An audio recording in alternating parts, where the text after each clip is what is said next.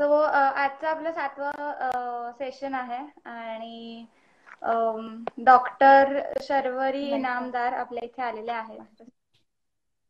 Thank you so much. आज आलाक्रिटीला तू join केलंस. आणि आलाक्रिटीबद्दल मी छोटीशी माहिती सांगते की 2016ला आलाक्रिटी आम्ही स्टार्ट केलं. तो स्टार्टिंगला 20 मुलांपासून स्टार्ट केलं आणि आता अराउंड 200+ आमच्याकडे मुलं शिकतात. आणि वयाचे 4 वर्षापासून ऍडल्ट्स 40-45 वर्षाचे पण लोक येतात. सो बेसिकली आमच्या इथे रिदमिक कॉम्पिटिटिव्ह आणि म्हणजे स्कोप आहे, अजून स्कोप आहे. हो म्हणूनच अजून सगळ्या पेरेंट्सला की अवश्य या बघायला. आणि तू जे सांगशील डाएट, सो त्याचा नक्कीच आम्हाला तेवढाच खूप उपयोग होणार आहे. आणि जो शर्वरी ताईची माहिती सांगायची झालीच तर ती स्वतः BAMS आणि MD आहे. तिने टिळक विद्यापीठातून केलेलं आहे आणि MD तिने स्वास्थ्य वृत्तमधून केलेलं आहे.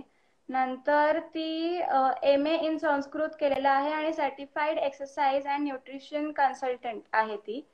नंतर पॉवर लिफ्टिंगची कोच आहे. तिने आता वयाच्या म्हणजे 34व्या वर्षी 2016ला तिने स्वतः ऍज अ प्लेयर ती पॉवर लिफ्टिंग मध्ये उतरली. आणि खरं म्हणजे तसं बघायला घेतलं तर तुझ्याशी बोलायचंच आहे की म्हणजे असं म्हणतात की मुलींनी किंवा बायकांनी हेवी वेट उचलू नये. तर तुझा त्याच्याबद्दल आम्हाला एक्सपिरियन्स ऐकायचाच आहे की तू एवढ्या मोठ्या वयात आणि त्यातून तुझ्या आईला पण घडवलेलं आहेस. तर त्याच्याबद्दल पण माहिती विचारायची आहे. आणि नंतर तू K11 मध्ये पण न्यूट्रिशन लेक्चरर आहेस. सो तुझ्याबद्दल एवढं सगळी बरीच माहिती आहे. नंतर नॅशनल प्लेअर आहेस. स्टेटला तू पॉवर म्हणजे बेस्ट फिजिक मध्ये तुला मिळालेला आहे आणि स्टेटला गोल्ड मेडल पण मिळालेलं आहे 4 वेळा. सो खूप खूप थँक्यू सो मच. तू आज आलाक्रिटीला जॉईन झालेली आहेस. आणि आमचे नॅशनल इंटरनॅशनल जिमनास्ट पण आता आलेले लॉग इन झालेले आहेत. सो तुझ्याबद्दल तू म्हणजे आम्हाला सांगू शकशील की कसं तू जॉईन झाली, तुझी जर्नी कशी स्टार्ट झाली? पहिल्यांदा जसं तू सांगितलंस आता सगळं माझ्याविषयी, तसं मला पण खूप आमची सगळ्यांचीच म्हणजे छाती अशी गर्वाने फुलते की आमची मधुरा जी आहे ती नॅशनल इंटरनॅशनल प्लेयर आहे, अकॅडमी चालवते, छत्रपती अवॉर्ड विनर आहे. आम्हालाही तुझं खूप कौतुक आहे आणि thank you for having me on Alacrity. आणि आता आपल्या गप्पा होतीलच. नक्कीच. येस. सो मला तुला विचारायचं आहे की आमच्याकडे तर लहान मुलं आहेत, लहान ते मोठी मुलं आहेत. तर मुलांनी कशी म्हणजे किती वाजता झोपायला हवं आणि सकाळी किती वाजता उठायला हवं? कारण झोपेचे फार इश्यूज येतात काही मुलांना आणि प्लेयर्स म्हटल्यानंतर त्यांनी लवकर झोपायलाच हवं आहे. तर तू त्याच्याबद्दल डाएट आणि एक टायमिंग कसं सांगू शकशील? पॅरेंट्स साठी हा प्रश्न एकदम परफेक्ट आहे आता, कारण काही छोट्या मुलांचे पॅरेंट्सही असतील आणि जे ऍक्च्युअली प्लेयर्स आहेत ते म्हणतील की पहिल्याच प्रश्नाला आपलं मधुराताईंनी दुखऱ्या नसेवर बोट ठेवलेलं आहे. कारण सोशल मीडिया नावाचा जो भुलभुलैया आहे हल्ली सगळ्यांच्याच कडे असतो स्मार्टफोन. त्याच्यामुळे एकातून दुसऱ्यात, दुसऱ्यातून तिसऱ्यात असं घुसत राहिलं की कधी वेळ निघून जातो ते कळत नाही. आणि बरेचदा मुख्य कामं जी आहेत ती बाजूला राहिल्यामुळे झोपायला उशीर होतो. त्याचं कारण स्क्रीन हे असतं, मग ते कम्प्युटरचं असेल किंवा मोबाईलचं असेल. खरं तर 7.5 ते 9 तास ही झोपेची वेळ आहे सामान्य माणसासाठी सुद्धा. आणि प्लेयरला त्याच्या रिकव्हरीच्या गरजेनुसार याच्यापेक्षा जास्त पण लागू शकते. त्याच्यामुळे झोप खूप इम्पॉर्टंट आहे आणि प्लेयर्ससाठी ती नक्की जास्त महत्वाची आहे. कारण खाणं आणि झोपणं या दोनच गोष्टी आहेत की ज्या तुमची रिकव्हरी करतात आणि पुढचं ट्रेनिंग त्याच्या क्वालिटीवर अवलंबून असतं. त्याच्यामुळे 9 तास झोप जी आहे ती हवी. गाढ झोप जी आहे त्यात रिकव्हरीची प्रोसेस चांगली होत असते, त्याच्यामुळे ती तशी असायला हवी. लोकांना प्रकृतीनुसार झोपेचे वेगळे वेगळे प्रकार लोकांचे असतात, की काही लोकांना खूप जास्त वेळ झोप लागते, काही लोकांना कमी वेळात सुद्धा पुरते, फ्रेश वाटतं लगेच. हे थोडंफार प्रत्येकाचं वेगळं वेगळं असतं. पण इन जनरल प्लेयर म्हणून जर विचार केला तर 7.5 ते 9 तासाची झोप ही पाहिजेच आहे. मग त्यात ओके. पुन्हा झोप येत नाही त्याची पण 100 कारणं असू शकतात. प्लेयर्सच्या बाबतीत स्पेसिफिक कॉफी प्यायची जास्त सवय असेल, झोपण्याच्या जवळ अगदी 3-4 तासांपर्यंत जरी कॉफी चहा सारखी उत्तेजक पेय घेतली की डिस्टर्ब होते झोप. लाईट प्रकाश जास्त असेल रूम मध्ये, जो बेड आहे त्याच्या आवारामध्ये तुम्ही झोपेच्या व्यतिरिक्त वेळामध्ये विरंगुळा करत असाल तर आता ही झोपेची वेळ झाली हा स्विच होत नाही. त्याच्यामुळे डार्क असणं रूम, चहा कॉफी झोपेच्या जवळ न पिणं, आणि तळपायाला व्यवस्थित तेल लावायचं. आपला आपणच मसाज केला तरी चालेल, त्याने तुमची झोपेची क्वालिटी जी आहे ती सुधारते. थोडस प्रेशर पॉइंट्स जे असतात ते रिलीज केले पायाचे, तळपायाचे तेल लावून, कुठलंही साधं खोबऱ्याचं तेल पण चालतं, ते लावून ओके. तुम्ही झोपलात की तुम्हाला शांत झोप लागते. आणि बर. दुसरा प्रश्न काय विचारलेलास तू? नाही, याच्याबद्दलच होतं की डाएट मग मुलांनी कसं सांभाळायला हवं, म्हणजे डाएटमुळे पण झोपेवरती परिणाम होऊ शकतो का? रिकव्हरी जी आहे की नाही ती झोप, म्हणजे आता एखाद्याला जास्त दमलात तुम्ही फिजिकली तरी झोप येत नाही, मग अशा वेळेला आपण दमतो त्याचं कारण आपल्याला वर्कआउट जास्त होतोय असं जर असेल तर वर्कआउट जास्त झालं म्हणजे काय झालं की पहिल्या वर्कआउट मधनं रिकव्हरी नाहीये झालेली. जी माणसं नीट खात नाहीत त्यांची रिकव्हरी नीट होत नाही आणि मग ते झोप न येण्याचं कारण असू शकतं, नक्कीच असू शकतं. बरोबर.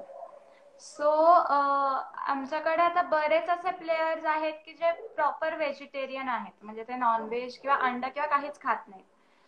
हम्म, सो त्यांना तेवढा प्रॉपर प्रोटीन इंटेक हवा आहे तेवढा येत हम्म, नाही, आणि मग इंजुरीज होण्याचे चान्सेस जास्त असतात.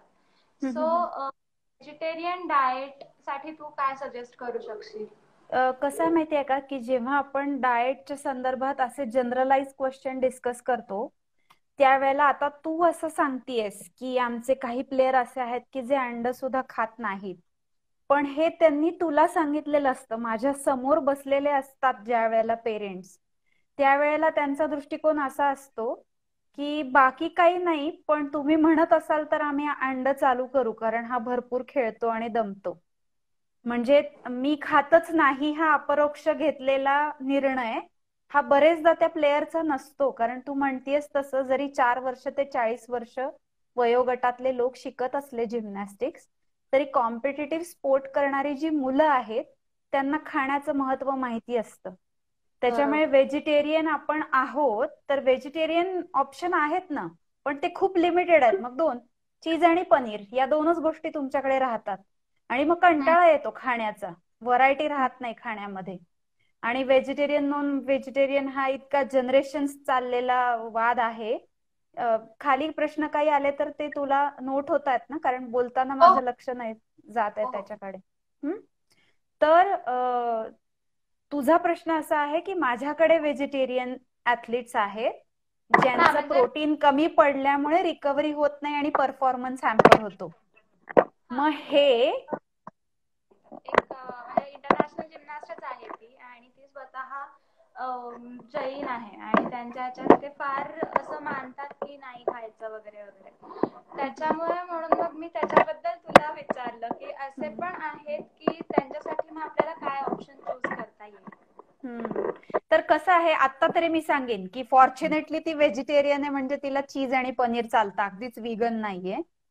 पण हा खूपच इंडिव्हिज्युअल स्पेसिफिक प्रॉब्लेम आहे, म्हणजे हे जनरलाइज करणं तसं योग्य नाही होणार. मग तिला भेटायला सांग, ते जास्त योग्य राहील. काहीतरी अर्धवट ऑप्शन दुसरा तिने चूज करण्यापेक्षा भेटून सविस्तर एकदा त्यांचं बौद्धिक झालं ना की खेळाडू हा एक धर्म आहे मी म्हणते.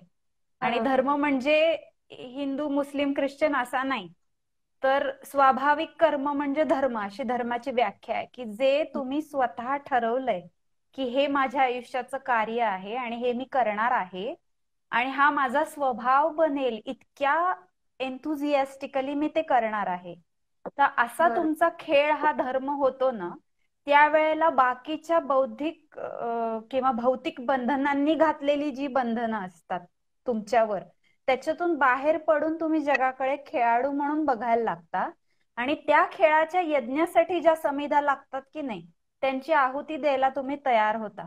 तर याच्यासाठी तुम्ही मग खाणं हे जर बेस लेवलची गोष्ट आहे तर त्याच्यासाठी ठराविक गोष्टी करायला पाहिजेत. हे एकदा ऍक्सेप्ट केलं ना की मग तिथे तुमची बॅरियर्स मोडतात. त्याच्यामुळे हा खूप मोठा विषय आहे. प्रॅक्टिकली खाणं हे जरी फिजिकल गोष्ट असली तरी त्याच्या भोवतीचं तत्वज्ञान आपल्याकडे खूप जास्त आहे. आणि ते जोपर्यंत, मी नेहमी म्हणते, इथे आणि इथे पटत नाही की नाही, तोपर्यंत माणूस डाएट करू शकत नाही. आणि म्हणूनच ते डाएट नाही, आणि खेळाडूसाठी तर ते डाएट नसतंच, ती लाईफस्टाईल असते. त्याच्यामुळे बरं. तो इंडिव्हिज्युअल स्पेसिफिक प्रॉब्लेम आहे, ह्याच्यावर मी ठाम आहे. बरोबर. Yes. So as a player calorie intake कसा असायला हवा आहे? अच्छा. कारण आपण जेव्हा येतो किंवा नॉर्मल जेव्हा असतात तर त्याच्यामध्ये कॅलरी जास्त, मग प्रोटीन आणि मग फॅट, सो असं आपल्या पानात असतं. तर परत एकदा बोल, तुझा आवाज कट झाला. हा, मी म्हणाले की कॅलरी इंटेक किती हवा आपल्याला हा हा घ्यायला, हा. आणि कार्बोहायड्रेट्स नंतर प्रोटीन आणि फॅट, हम्म सो हे आपण सगळं मिळून खातो. सो जास्त हम्म करून कार्बोहायड्रेट्स आपल्या पोटात जातात. तर हम्म. ते किती जायला हवे आहेत कॅलरीज, म्हणजे ऍज अ बर जिमनास्ट आणि as a normal human being पण? बर. आता सगळ्यात पहिल्यांदा जिमनॅस्ट किंवा खेळाडू याच्याविषयी जर आपण विचार केला तर कॅलरीजच्या आधी सुद्धा दोन गोष्टी महत्वाच्या आहेत. त्याचा अर्थ पण मी सांगते.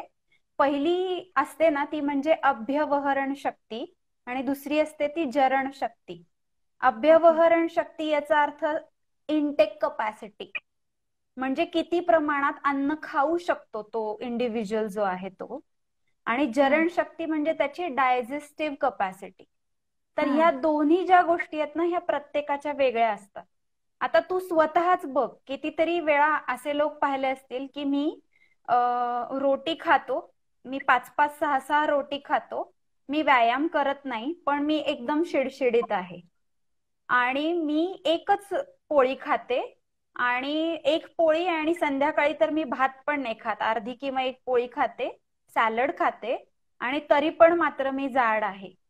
तर कॅलरीजचा डायरेक्ट तुझ्या फिजिकली दिसण्याशी जर संबंध लावला ना आपण, तर खूप भ्रामक संकल्पना आहे ती की कोणी किती कॅलरीज घ्यायला पाहिजेत. म्हणजे पहिला मापदंड आहाराचा आपण कॅलरीज ठेवला ना की थोडा प्रॉब्लेम येतो त्या गोष्टीला. मग मोजायचं कसं असतं? आता तू तुझं पान जे आहे, ताट जे आहे, ते सांगताना कसं सांगितलं की कार्बोहायड्रेट्स असतात, प्रोटीन्स असतात आणि फॅट असतं. तर हे जे कॉम्पोजिशन आहे तुझ्या ताटाचं, हे प्रत्येक माणसासाठी वेगळं असतं. मी सांगताना नेहमी सांगते की असा भाजी पोळी वरण भात अशा पद्धतीने अन्न खाऊन कोणताच आजार न होणारी आणि फिजिकली बऱ्यापैकी फिट असणारी 100 पैकी 2 लोक असतात. पण उरलेले 98 लोक काय म्हणतात की हेच नॅचरल आणि नॉर्मल डाएट आहे, आपण हेच करायला पाहिजे. पण प्रॉब्लेम असा आहे की आता आपण नॉर्मलच्या पेक्षा वेगळ्या गोष्टीचा विचार करतोय. आपलं जे फूडचं पिरॅमिड आहे किंवा जे आपलं ताट आहे ते आपण प्लेयर असताना त्याच्यात कायम प्रोटीन प्रायोरिटाईज करायला पाहिजे. म्हणजे तुमच्या आहाराचा जो बेस, आता तू म्हणालीस कार्बोहायड्रेट्स असतात, प्रोटीन असतं आणि फॅट असतं, तर ह्याच्यामधला जो प्रोटीन आहे ना तो बेसला आला पाहिजे. म्हणजे ताटामध्ये सगळ्यात जास्त क्वांटिटी तुझी प्रोटीन रिच जे फूड आहे त्याची दिसली पाहिजे. मग त्याच्या पुढे जाऊन विषय येतो की मग इन जनरल कॅलरी इनटेक किती पाहिजे. मग ढोबळमानाने जर तू बघितलंस तर शाळेच्या पुस्तकातही तू शिकलेली असतेस ना की 1200 कॅलरी, 1000 कॅलरी, 2000 कॅलरी, प्रेग्नन्सीत एवढ्या, लॅक्टेटिंग मदरला एवढ्या, लहान मुलांना तेवढ्या, कष्टकरी माणसाला तेवढ्या. तर मग हे जे आकडे बोलतात की नाही पुस्तकामधले, याचा म्हणून प्रॅक्टिकल लाईफ मध्ये उपयोग होत नाही. कारण तुझी भूक, माझी भूक आणि अजून दुसऱ्या माणसाची भूक म्हणजे अभ्यवरण शक्ती वेगळी वेगळी असते. इनटेक कपॅसिटी काही लोकांची जास्त असते पण त्यांना ते पचवता येत नाही. काही लोकांना पचवायची शक्ती असते पण जेवण जास्त जात नाही. मग ह्या सगळ्यांवर अवलंबून असतं की तू कॅलरीज किती घ्यायला पाहिजेत, आणि कॅलरीज किती घ्यायला पाहिजेत हा खरं तर प्रश्नच येत नाही त्यावेळेला. तुझी फूड बरोबर. मध्ये प्रायोरिटी काय पाहिजे आणि ती प्रोटीन पाहिजे, म्हणजे हा प्रश्न आणि हे त्याचं उत्तर होईल त्यावेळेला. ओके. सो नेक्स्ट, आता तू स्वतः पॉवर लिफ्टिंग केलंयस, तर तू तुझा स्टार्ट कसा केलास तुझ्या या जर्नीमध्ये? आणि म्हणजे तू पॉवर लिफ्टिंग करतेस आणि तुझा भाऊ देवदत्त जो योगासनात एकदम भारी आता झालेला आहे, आणि सो त्याचा डाएट आणि तुझं डाएट हे तू कसं मॅनेज केलंस? हा, तर आता कसं आहे की सांगताना मी नेहमी म्हणजे आता आपलं प्रत्यक्ष नसेल या विषयावर बोलणं झालं, पण आजारी माणूस जो असतो त्याची प्रायोरिटी, स्वस्थ किंवा हेल्दी असलेला माणूस त्याची हेल्थ टिकवण्याची प्रायोरिटी, आणि खेळाडूची प्रायोरिटी या जशा वेगळ्या आहेत तशा प्रत्येक खेळाडू पण सेम नसतो. म्हणजे बरोबर. आता तू जनरली लोक काय करतात की विराट कोहली हे डाएट घेतो, नंतर मिलिंद सोमण किंवा अक्षय कुमार हे डाएट घेतो. आता ही नावं प्रस्थापित आणि लोक सांगतात मला बसल्यावर, किंवा अमका डॉक्टर आणि तमकी सेलिब्रिटी न्यूट्रिशनिस्ट हे डाएट प्रिस्क्राईब करते. हे जे असतं की नाही, याच्यातून आपल्याला बाहेर पडावं लागतं, कारण प्रत्येकाची बॉडी ही जी आहे ना ती डिफरंट आहे. पण बरोबर. खेळाडूसाठी प्रायोरिटीवर काय आहे, जसं खेळणं हा त्याचा धर्म आहे तसं त्याचं फ्युअल जे आहे ते पहिली गरज त्याची जी आहे प्रोटीन आहे. या 2 फॅक्ट झाल्या. मग तिसरी फॅक्ट, तुझा खेळ म्हणजे पॉवर लिफ्टिंगचं आणि योगाचं किंवा जिम्नॅस्टिकचं डाएट वेगळं असेल का सेम असेल, तर खेळानुसार रिकव्हरी जर वेगळी असली आणि इंडिव्हिज्युअल स्पेसिफिक त्याची गरज वेगळी असली तर थोडा त्यात फरक पडेल. लक्षात आलं का तुझ्या? म्हणजे गेम जो आहे की नाही, त्या गेमची गेम स्पेसिफिक जी रिक्वायरमेंट असते, म्हणजे आता स्ट्रेंथ आणि फ्लेक्झिबिलिटी जिम्नॅस्टिकला लागते, योगासनांनाही लागते. त्याच्यामध्ये फ्लेक्झिबिलिटी जी आहे त्याच्यावर आपण जास्त काम करतो, बॅलन्स, कोऑर्डिनेशन, किंवा तू सुंदर त्याच्यापासून आकृती तयार झाल्या पाहिजेत, या दोन्ही गेम मध्ये ते आहे. तसं पॉवर लिफ्टिंग मध्ये अटमोस्ट कपॅसिटी स्ट्रेंथची तुमची किती आहे ते दाखवणं हे गरज आहे. तर दोन्ही स्पोर्ट्सच आहेत, पण दोन्हींच्या मध्ये एक्झिक्यूट करायच्या ज्या क्वालिटी आहेत त्या 2 वेगळ्या वेगळ्या आहेत. त्याच्यामुळे डाएटच्या तुझ्या मॅक्रो न्यूट्रिएंट्स मध्ये 19-20 चा फरक होईल. पण तुम्हाला एका सर्टन लेवलला जेव्हा परफॉर्म करायचं असतं ना, त्यावेळेला त्यात खूप फरक पडत नाही. आणि म्हणूनच आहार आणि डाएट ही जी आहे ती युनिव्हर्सल गोष्ट आहे. खरं पाहायला गेलं तर करणाऱ्यासाठी ते अजिबात कॉम्प्लिकेटेड नाहीये, पण मग त्याला आपण हे बाकीचे क्रायटेरिया लावले ना की ते कॉम्प्लिकेट होत जात. म्हणून तू म्हणशील ना की मी काय खाते आणि देवदत्त काय खातो, तर ही कंपॅरिझन चुकीची का होते माहितीये का, की मी काय खातो आणि देवदत्त काय खातो याचा तू काय खातेस याच्याशी खरं तर काहीच संबंध असू शकत नाही. कारण डाएट न करता सुद्धा वॉशबोर्ड ऍब्स असणारे लोक असतात. पण मग ज्याचं ऍब्स हे एमच नाहीये तो बघत नाही ऍब्स वाल्याकडे, पण ज्याला ऍब्स पाहिजे असतात तो ते काय खातो, तो काय खातो ते बघतो आणि त्याने त्याच्यावर इम्पॅक्ट येतो. त्याच्यामुळे माझ्या स्पेसिफिक बॉडीची गरज काय आहे हे ओळखून माणसाने खायला सुरुवात केलं की ते कॉम्प्लिकेशन्स कमी होऊन जातात. तर तुझा प्रश्न होता की माझं डाएट आणि त्याचं डाएट ह्या दोन्हीमध्ये काय फरक आहे किंवा कसं मॅनेज करतेस. तर आम्ही दोघं बहीण भाऊ आहोत, त्याच्यामुळे काही गोष्टी आमच्यात सिमिलर आहेत. पण मी सांगते, भावंडांमध्ये सुद्धा कधी कधी जमीन आसमानाचा फरक असतो. म्हणजे एक प्रचंड थिन आणि एक प्रचंड अंगी लागणारा असतो, सख्खी भावंड असली तरी. अशा वेळेला त्या दोघांच्या डाएटच्या म्हणजे फूड इनटेकच्या फ्रिक्वेन्सीमध्ये किंवा कॉम्पोनंट्स मध्ये चेंज असू शकतो. पण मी तुला आता म्हणलं तसं की ज्या वेळेला तू प्लेअर असतेस ना त्यावेळेला तुझ्या वरच्या पातळीवर प्रोटीन आलं की ते सगळ्या प्लेयर्ससाठी सेम असतं, त्यात मात्र काही बदल होत नाही. तेवढी एक गोष्ट जी आहे ती 100% अगदी खरी आहे. मग इंडिव्हिज्युअल स्पेसिफिक बाकीच्या ज्या गोष्टी आहेत त्या मॅनिप्युलेट कराव्या लागतात. Okay okay okay. सो आता फ्लेक्झिबिलिटी बद्दल आपलं झालं. सो रिदमिक जिम्नॅस्टिक्स मध्ये बरीच फ्लेक्झिबिलिटी लागते. तर मुली साधारणपणे 5 ते 10 मिनिटं स्प्लिटला बसतात किंवा बॅक फ्लेक्झिबिलिटी पण असेल, तर तेव्हा त्यांचा पेन म्हणजे 2 ते 3 मिनिटं ते ओके असतात, पण त्याच्यानंतर त्यांना पेन वाढत जातं.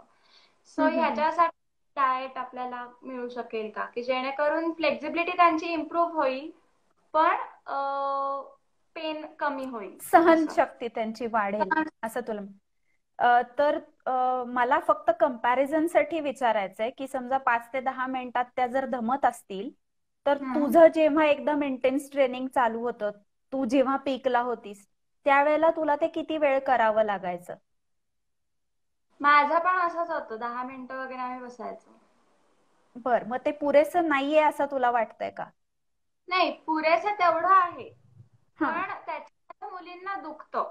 सो जेव्हा अच्छा. फ्लेक्झिबिलिटी येतो, सो त्याच्यासाठी आपल्याला काय करता येईल? बर, तर आता कसं आहे की फिटनेसचे जे कॉम्पोनंट्स आहेत की नाही, एखाद्याची पळण्याची ताकद जास्त असते हे तुलाही माहिती आहे की जिम्नॅस्टिकला जे मुलं मुली तुझ्याकडे येतात काहींची बेस लेवल जी आहे, नॅचरल बेस लेवल फ्लेक्झिबिलिटीची, ती बाकीच्यांपेक्षा जास्त असते.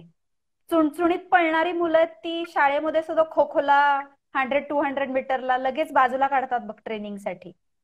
आणि तू सुद्धा वेट ट्रेनिंग करतेस, त्याच्यामुळे तू पाहिले की पहिल्याच दिवशी 60 किलोनी स्क्वॉट कधीच येत नाही कोणालाच. त्याच्यामुळे त्यांचं प्रोग्रेसिव्ह स्ट्रेचिंग जे आहे ते तू घेतेस. पण आता डाएटमुळे त्यांची ती प्रोग्रेसिव्ह स्ट्रेचिंगची कपॅसिटी कशी वाढेल, तर ज्या वेळेला मसल्स जे आहेत त्यांना तू काम स्ट्रेंथ कॉन्ट्रॅक्शनचं काम करायला लाव किंवा स्ट्रेच होण्याचं काम करायला लाव, ते तुटतात, मायक्रो ट्रॉमा होतो त्यांना. आणि तो रिकवर होण्यासाठी जे खाणं आहे ते महत्वाचं असतं. ओके. म्हणजेच मी तुला जे पहिलं प्रिन्सिपल सांगितलं की नाही, सोपं प्रिन्सिपल आहे. म्हणजे व्हिडिओ जर आपल्याला 3 सेकंदात संपवायचं असेल तर टायटलला वरती लिहून टाकायचं की sports is your religion, just remember it, and protein is of your priority while eating. हे 2 वाक्य झाले ना की मग खरं कॉम्प्लिकेशन्स काही उरत नाहीत. पण होतं काय माहितीये का की नको त्या गोष्टी लोक मोजायला लागतात. म्हणजे पहिल्यांदा कॅलरी मोजतात, मग प्रोटीन किती ग्रॅम होतंय ते मोजतात, आणि त्या मोजण्यातच इतकं होतं की म्हणजे आता साधी गोष्ट आहे, ज्या फाटलेले किंवा मायक्रो ट्रॉमा झालेले जे मसल्स आहेत त्यांना रिकव्हरीसाठी अंगाला तेल लावणं हा आयुर्वेदात इतका सोपा उपाय सांगितलात. अभ्यंगम आचर्य नित्यम असं सांगितलंय. स जरा श्रम वाता, श्रम म्हणजे काय, कष्ट. आणि जो खेळाडू असतो त्यांनी स्ट्रेचिंग करू दे, नाही तर स्ट्रेंथ ट्रेनिंग करू दे, नाही तर रनिंग करू दे, त्याला कष्ट होतात. आणि त्या कष्टांना हरवण्याचं किंवा घालवण्याचं जे काम आहे ते अंगाला तेल लावण्याचं असतं. मग काय करायचं, बाथरूम मध्ये आणि बेडच्या तिथे तेलाने भरलेली बाटली ठेवायची. व्यवस्थित 5-10 वेळा प्रत्येक शरीराच्या भागाला तेल लावून ते जिरवायचं. म्हणजे तुम्हाला बाहेर मसाज घ्यायला जायला वेळ नाहीये ना, तर घरच्या घरी करता येण्यासारखी ही गोष्ट आहे. आणि लावून झालं, जिरलं की 15 मिनिटांनी गरम पाण्याने आंघोळ करायची. हे केलं तरी सुदिंग इफेक्ट येतो. पण हे कराल आणि नीट खाणार नाही तर मग रिकव्हरी होणार नाही. म्हणजेच तुमचा फिजिकल परफॉर्मन्स जर तुम्हाला वाढवायचा असेल तर तुम्हाला नीट खाणं हे मस्ट आहे. खरं तर त्याच्यामुळेच मी यात आले. आता पुढे आपलं बोलणं होईलच की एवढं सगळं फापट पसारा करून परत मी उतरले कशी यात ते. पण प्रश्न बघू आपण आधी पुढचा. येस. सो एक मिनिट, मी आता इथे क्वेश्चन्स बघतीये की कोणाचे आलेत.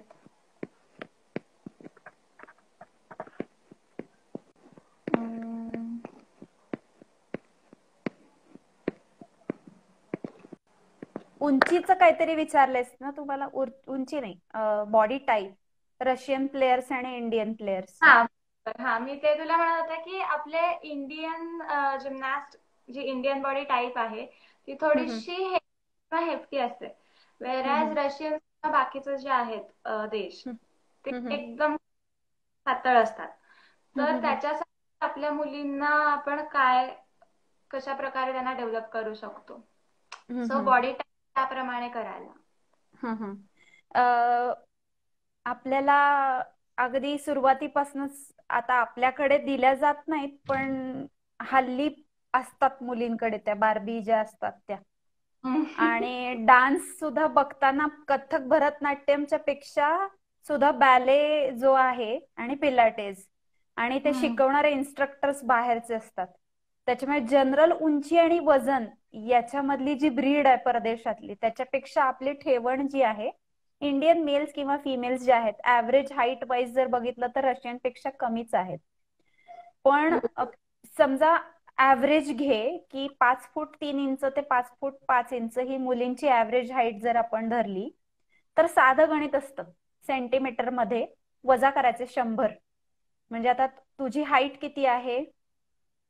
माझी सेंटीमीटर मध्ये का? हा 156 अशी आहे. हा मग वजा 100 केलेस की 56 आले. राहील. हा मग साधारणतः 50 किलो ते 58 किलो हे तुझं रेंज झाली बॉडीची या उंचीला. आणि पुरुषांसाठी हे गणित थोडं वेगळं असतं. त्यातल्या त्यात वेट ट्रेनिंग करणारा जो पुरुष आहे त्याला मात्र अजून 15-20 किलो मसल जो आहे तो गेन करता येतो. आपल्याकडे नॅचरल टेस्टोस्टेरॉन बायकांकडे जरा कमी असतं. त्याच्यामुळे आपण किती वेट कॅरी करू शकणार प्रोडक्टिव्ह वेट त्याला लिमिट आहे. तर हीच प्रकृतीनुसार ठरतं. तुझ्या उंचीला तू 50 किलोची राहणार आहेस, 55ची राहणार आहेस की 56-58ची होशील, कधी 60 पर्यंतही जाशील, हे प्रकृतीनुसार ठरतं. म्हणजे काही लोक जे असतात आमच्याकडे सांगितलंय की वात प्रकृतीचे लोक जे आहेत ते शक्यतो थोडे बारक्या साईडला राहणारे असतात नॅचरलीच. आणि कफ प्रकृतीचे जे आहेत पण ते नॉर्मल बॉडी वेट रेंज मध्ये तसे असतात. तर मग शेलाट असणं नॅचरली आणि शेलाट दिसणं या दोन वेगळ्या गोष्टी आहेत. म्हणजे तू प्रकृतीतःच तुझी समजा वजन किंवा फॅट गेन करण्याची प्रवृत्ती आहे आणि तू खेळून आणि नीट खाऊन ते वजन नियंत्रणात जर ठेवलेलं असलं तर तुझं मसल मास जे आहे ते जास्त असतं. त्याच्यामुळे तुझं वजन काट्यावर दिसतं पण प्रत्यक्ष बघताना दिसत नाही. येतंय तुझ्या लक्षात?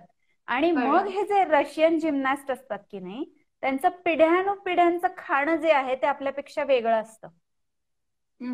आणि तू म्हणालेलीस की पॉवर लिफ्टर हेफ्टी असतात, तसं पॉवर लिफ्टिंग मध्ये वेट कॅटेगरी असते. मगाशी बोलताना तू म्हणाली होतीस की फिजिक्स मिळालंय, तर मला जे मिळालेलं आहे की नाही बक्षीस ते मी फिजिक खेळत नाही, मी स्टेजवर जाऊन वजन उचलते आणि तुम्ही किती वजन उचललंय याच्यावर तुम्हाला प्राइज असतं. येतंय तुझ्या लक्षात? मग माझी वेट कॅटेगरी जशी कुस्तीला असते, जुदोला असते, कराटेला असते, वेट कॅटेगरी असते, तशीच पॉवर लिफ्टिंगला पण असते. मग एका ठराविक वेट कॅटेगरीमध्ये तुम्ही स्वतःला बांधून घेतलं आणि त्या वेट कॅटेगरीमध्येच तुम्ही स्वतःला डेव्हलप करत राहिलात, मसल गेन आणि फॅट लॉस ही प्रोग्रेसिव्हली होणारी गोष्ट आहे आणि ती शक्य आहे. तर मग इंडियन जिमनॅस्ट ज्या आहेत ना त्या सेम रशियन जिमनॅस्ट सारख्या दिसतील उंचीनी कमी असल्या तरी. आणि त्या वेगळ्या वेगळ्या दिसतात याचं कारण जसं जेनेटिक्स आहे ना तसं खाणं हे सुद्धा आहे. लक्षात येतं तुझ्या? त्याच्यामुळे ज्या वेळेला पिढ्यानुपिढ्या खेळ हा धर्म स्वीकारला जाईल की नाही आपल्याकडे त्यावेळेला आपल्या ऍथलीट्सच्या दिसण्यात आणि प्रोडक्टिव्हिटीमध्ये दोन्हीमध्येही फरक होईल. ओके, छान. सो कल्याणीताईने एक क्वेश्चन विचारलाय मगाशी आपल्याला झोपेचा चालला होता विषय, तर ते माझं आहे की काही जणी 8 hours झोपून देखील झोप कम्प्लीट होत नाही आणि दे आर लेझी होल्ड, तर काय प्रॉब्लेम असू शकतो?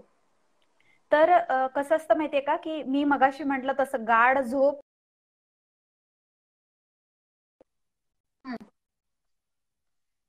तुला दिसतंय मी बोललेलं ऐकू येतंय? हा, तर ती जी सर्कल्स असतात की नाही ती ब्रेक कुठे होतात याच्यावर तुम्हाला उठल्यावर फ्रेश वाटणार आहे की नाही ते अवलंबून असतं. जर 8 तास झोपल्यावर फ्रेश वाटत नाहीये ना तर ते 7.5 किंवा 8.5 तास करून बघायचं.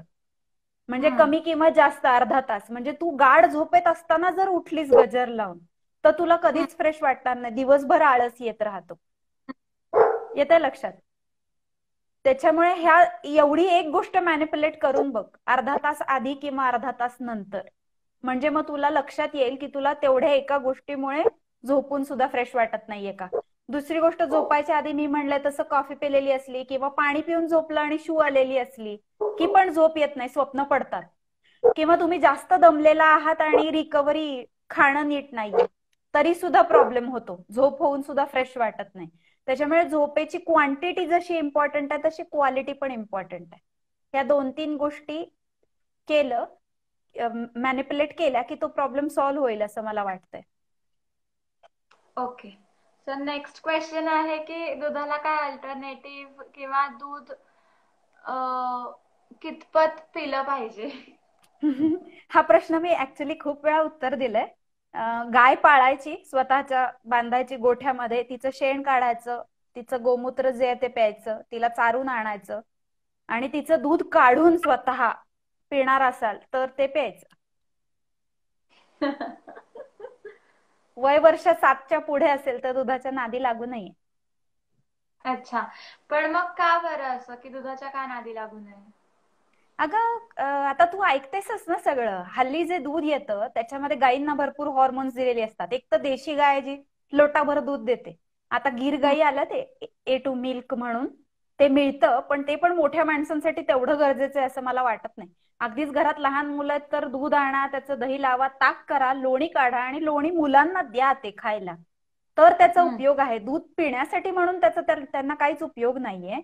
पण एवढं पण मग सगळं त्या दुधामध्ये असताना दूध अमृत आहे ही गोष्ट खरी आहे, पण ते ह्या कंडिशन्स मध्ये असेल. तू विचार कर, खिलार बघितलीयस का तू? अशा शिंगांवाली गाय असते ती. नसेल तर तू कल्पना ताईला विचार, ती सांगेल तुला. लिटरली खिलार लोटाभर दूध देते. ते तिच्या वासरालाच जर पुरत नसेल, म्हणजे पुरून समजा उरलं तुला तेवढं, तर त्या लोटाभर मध्ये घरातली 4 माणसं पिऊ शकणार आहेत का ते दूध? आणि ते तुला कधी विकणार आणून? मग प्रोडक्शनसाठी म्हणून ते दूध जेव्हा केलं जातं सगळं, मी काही इथे अपोज मध्ये नाहीये दूधवाल्यांच्या, म्हणजे उद्या दगडफेक करू नका कोणी माझ्यावर. पण दूध हे प्रायोरिटीवर येण्याचं काही कारण नाहीये, म्हणजे गरज नाहीये त्याची. ओके, पण मग दुधाच्या ऐवजी मग मुलांना काय पिऊ दे? मुलांनी काही पिलंच पाहिजे असं थोडी आहे. आता तुझी, मी तर म्हणते आईचं दूध सुटल्यानंतर मुलांना दुधाची तशी गरजच नाही आता राहिलेली. कारण प्रॉब्लेम काय होतो माहितीये का? सर्दी, खोकला, दम लागणं आणि कफ येणं, हे जे लहान मुलांचे आजार आहेत की नाही, हे वरचं दूध पिणाऱ्या मुलांमध्ये जास्त असतात. त्याच्यामुळे ह्या मुलांना देऊ नका प्यायला. आणि इन जनरल ज्यांना वजन वाढवायची असतात की नाही, त्यांना मी व्हे प्रोटीनचं सप्लिमेंट देते. पण लहान मुलांना त्यांचं खाणं जे आहे तेच त्यांनी व्यवस्थित खाल्लं तरी पुरेसं असतं. त्यांना काहीतरी प्यायला द्यायलाच पाहिजे ही त्यांच्या आईची इच्छा असते, त्याची त्यांना गरज नसते. ते एकदा दात आले आणि चावायला लागले की. ओके, बर. पण मग अशा वेळेस आता जर का आता म्हणजे मुली येतात प्रॅक्टिसला वगैरे, तर त्या दूध घेऊन येतात, त्या दूध येतात प्रॅक्टिसला किंवा थोडा काय रोल किंवा असं वगैरे खाऊन येतात. पण मग अशा वेळेस मुलींनी काय करायला हवं? की कारण दूध ही अशी गोष्ट आहे की जी पटकन प्यायली पण जाते आणि त्याने पोट पण भरतं. आता कसं आहे माहितीये का, की कशासाठी? की रिकाम्या पोटी प्रॅक्टिस करायला नको किंवा एनर्जी असायला पाहिजे म्हणून ते दूध पटकन पिऊन येणं हा ऑप्शन स्वीकारला जातो. तर सांगतानाच मी सांगतेय की आत्ता पिलेल्या दुधाचा आत्ताच्या प्रॅक्टिसला तसाही उपयोग नसतो काही. तुम्ही काल रात्री आणि 3 महिन्यापूर्वी काय खाल्लंय त्याचा इम्पॅक्ट तुमच्या आत्ताच्या प्रॅक्टिसवर येणारा असतो ऍक्च्युअली स्पीकिंग. आणि म्हणूनच तुम्ही काय खाता ऍज अ होल दिवसभराचा तो विषय आहे. त्याच्यामुळे तो जो क्विक फिक्स आहे की नाही, की काहीतरी प्यायचं आणि जायचं, हे असं काम नाही करत न्यूट्रिशन. म्हणजे तुमचा सकाळपासून रात्रीपर्यंतचा जो पॅटर्न आहे प्रॅक्टिसचा किंवा दिवसभराच्या शेड्यूलचा, तुझ्याकडे येणारे खेळाडू आहेत ते स्टुडंट्स पण असणार आहेत. त्याच्यामुळे त्यांना शाळा असते, काही जणांना क्लासेस असतात, मग प्रॅक्टिस असते. तर या दिवसभराच्या शेड्यूल मध्ये जे फूड घेतात ना, त्यातच त्यांचा जो आवश्यक इनपुट आहे ते झालेलं असलं पाहिजे. प्रॅक्टिससाठी म्हणून दूध पिऊन निघायचं हे काही बरोबर नाहीये. बरोबर. पण तरी पण म्हणजे मग एनर्जी राहील. सो अशा वेळेस मग तू काय नारळ पाणी किंवा असं काय सजेस्ट करशील का? तेच सांगते मी, त्याची आवश्यकताच नसते अगं. एकदा तुमची बॉडी त्याच्या स्वतःच्या एनर्जीवर चालायला लागली ना, की तुम्हाला आत्ता काहीतरी केल्यामुळे ह्या प्रॅक्टिसला फायदा होणार आहे असं होत नाही. हम्म. म्हणजे अगदीच तू तुझ्या स्पर्धेच्या स्टेजवर आहे आणि त्या अँझायटीमुळे तुला दिवसभर जेवण गेलेलं नाहीये, ती अवस्था रोज एकतर असू नये तुझ्या आयुष्यामध्ये. बरोबर. तर ती जी अवस्था आहे त्याच्यामध्ये ती गोष्ट कामाला येते की इमर्जन्सीसाठी माझ्या पोटात काही जाऊ शकलेलं नाहीये आणि आता मला एनर्जी हवी आहे. ती गोष्ट वेगळी आणि हे रोजचं वेगळं. तुझं व्यवस्थित न्यूट्रिशन पॅटर्न जर असेल आणि तो तू फॉलो करत असशील ना, तर प्रॅक्टिसच्या आधी मला काही गोष्टी घेतलंच पाहिजे ही गरज राहत नाही, असं हम्म. म्हणायचंय मला. बरोबर. किंवा स्टार्टिंगला मुलांना प्रॉब्लेम पण होऊ शकतो की जर का त्यांनी म्हणजे आता दुधाचा जसा आपला विषय झाला तर हम्म ते न काही आले पण प्रॅक्टिस जर का खूप इंटेन्स असेल त्यांची हम्म. तर मग अशा वेळेस प्रॉब्लेम येऊ इंटेन्स शकतो. असली तरी सुद्धा 2 तासाच्या वर चालते का? हो. आमची किती तास प्रॅक्टिस असते? 4 ते 5 तास असते. ओके, मग असे तुझे ऍडव्हान्स लेवलचे ऍथलेट असतात का बेस लेवलचे पण असतात? ऍडव्हान्स लेवलचे असतात आणि बेस लेवलचे जे आहेत ते आमची एक म्हणजे सगळ्यात जी बेस लेवलची आहे बॅच ती 1.5 तासाची आहे.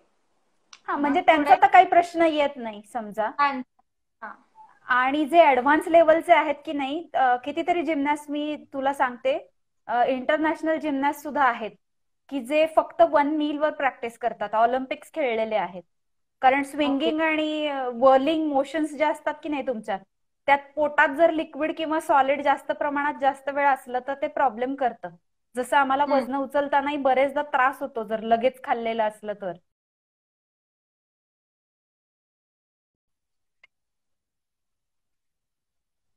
त्याच्यामुळे ओके. आपल्याकडे ही जी कन्सेप्ट आहे की नाही, की एनर्जीसाठी आत्ता खाल्लेलं जे आहे ते आत्ता उपयोगी येणार आहे, त्याच्यात थोडासा बदल व्हायला पाहिजे. मी तर म्हणते मग हम्म. खोबऱ्याचं तेल पिलेलं चालेल, सकाळी पिलेलं तेल सुद्धा पुरतं संध्याकाळपर्यंत.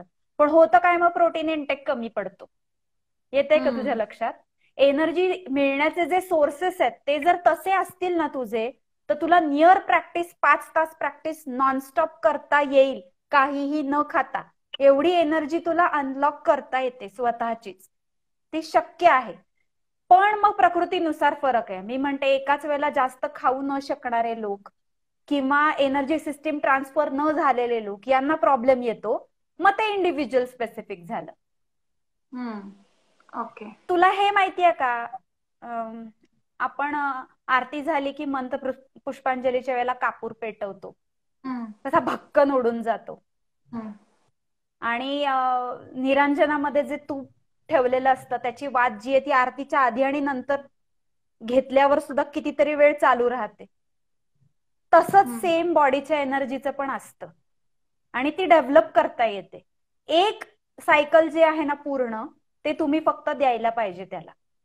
आणि हे मी तुला हम्म. स्वतःच्या अनुभवावरून सांगतेय बरं का, कारण 5-5 तास प्रॅक्टिस मी पण केलेली आहे, ती पण वजन हम्म. उचलण्याची. त्याच्यामुळे एकदा तुम्ही म्हणजे ते जे तुला फॅसिनेशन आहे की नाही, की ऍट द सेम टाइम ताकद पण कमवायची आणि चांगलं मापात पण दिसायचं, हे कसं शक्य होतं हा तुझा पहिला प्रश्न होता बघ. मला तू प्रश्न विचारले होतेस ज्या वेळेला त्यावेळेला. तर मला तुला तेच सांगायचंय की प्रत्येक ऍथलीट असतो ना, त्याला असं वाटत असतं, आतून वाटत असतं, मी ऍथलीट आहे, माझी बॉडी परफॉर्म करतेय, पण मी ऍथलीट असल्यासारखं दिसलं पण पाहिजे. आणि ही एकदम रास्त आहे त्याची जी अपेक्षा आहे ती. आणि ते तसं करता येणं शक्य आहे अशा वेळेला की ज्या वेळेला तुम्ही स्वतःचं बॉडी फॅट वापरता एनर्जी म्हणून. थोडे कष्ट पडतात सुरुवातीला, पण ते होतं, अवघड नाहीये त्यात. मग लहान मुलांसाठी मग इथे मी तुला म्हणते की ते इंडिव्हिज्युअल स्पेसिफिक का होतं, की लहान मुलं जी आहेत ती एका वेळेला खात नाहीयेत, अशी बरीच असतात. नीट नखरे हो. असतात, ताट घेऊन मागे फिरायचं त्यांच्या, आणि मग ते कसं काय त्यांना भरवायचं. तेच त्यांचं सायकल ऍडजस्ट झालं ना एकदा खाण्याचं, आणि त्यांना 5 तास प्रॅक्टिसचा काही इश्यू येत नाही, 1.5 तासात विषय मिटतो. आणि मुलं टुणटुणीत करतात तेवढा, पण खूप अंडर एस्टिमेट करतो मुलांना. त्यांना नकोच हम्म. असतं तुम्ही खायला दिलेलं, मजेत असतात ती न खाता. हो हो. हा म्हणजे भाजीचे वगैरे पण बरेच नखरे असतात मुलांचे की हेच आवडत नाही तेच आवडत नाही काढलं नाही वगैरे. एक्झॅक्टली. मग मगाशी तू ते दूध जे विचारलंस की नाही, ती जी 4 वर्षाची मुलं आहेत ना, A2चं मिल्क तुम्हाला देशी गाईचं कुठे जर मिळत असेल तर घ्या ते. त्याचं दूध पाजू नका, ते त्याचं दही लावायचं, ताक करायचं, लोणी काढायचं आणि त्या लोण्याचे असे गोळे द्यायचे खायला पोरांना. That's it. आणि ती मुलं आवडीने खातात, त्यांच्या मागे लागावं लागत नाही. एनर्जीसाठी भाज्या खाव्या लागतात हा तर अगदी चुकीचा समज आहे. त्याच्यामुळे हो. स्टुडंट्स कोणी ऐकत असेल तर आईला सांगा मला ह्याच ताईकडे जायचंय डाएट घ्यायला, ती काय भाज्या खायला सांगत नाही, त्याच्यामुळे तू चल म्हणावं घेऊन. येस. सो नेक्स्ट आहे क्वेश्चन की फूड क्रेविंग कसं कंट्रोल केलं पाहिजे. क्रेविंग्स होत आहेत ना तर मग ते पुरवायचे डोहाळे, आणि ते शिस्तीत पुरवता येणं हीच खरी गिमिक आहे.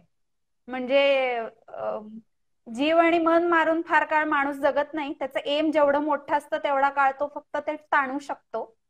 आणि ते क्रेविंग्स जे आहेत ते मॅनेज करायला शिकणं हीच फक्त गिमिक आहे त्यातली, बाकी काही बरोबर. प्रॉब्लेम नाही. पण क्रेविंगनी कसं होतं की त्यांचं प्रॉपर डाएटही चाललेलं असतं आणि मग हा मे बी एखादा प्रोटीन इंटेक किंवा काहीतरी कमी पडत असेल त्याच्यामुळे क्रेविंगची गरज त्यांना होत असेल की नाही, खावं असं. कसं असतं माहितीये का की खूप गोष्टी इम्पॅक्ट करतात तुमच्या क्रेविंगवर.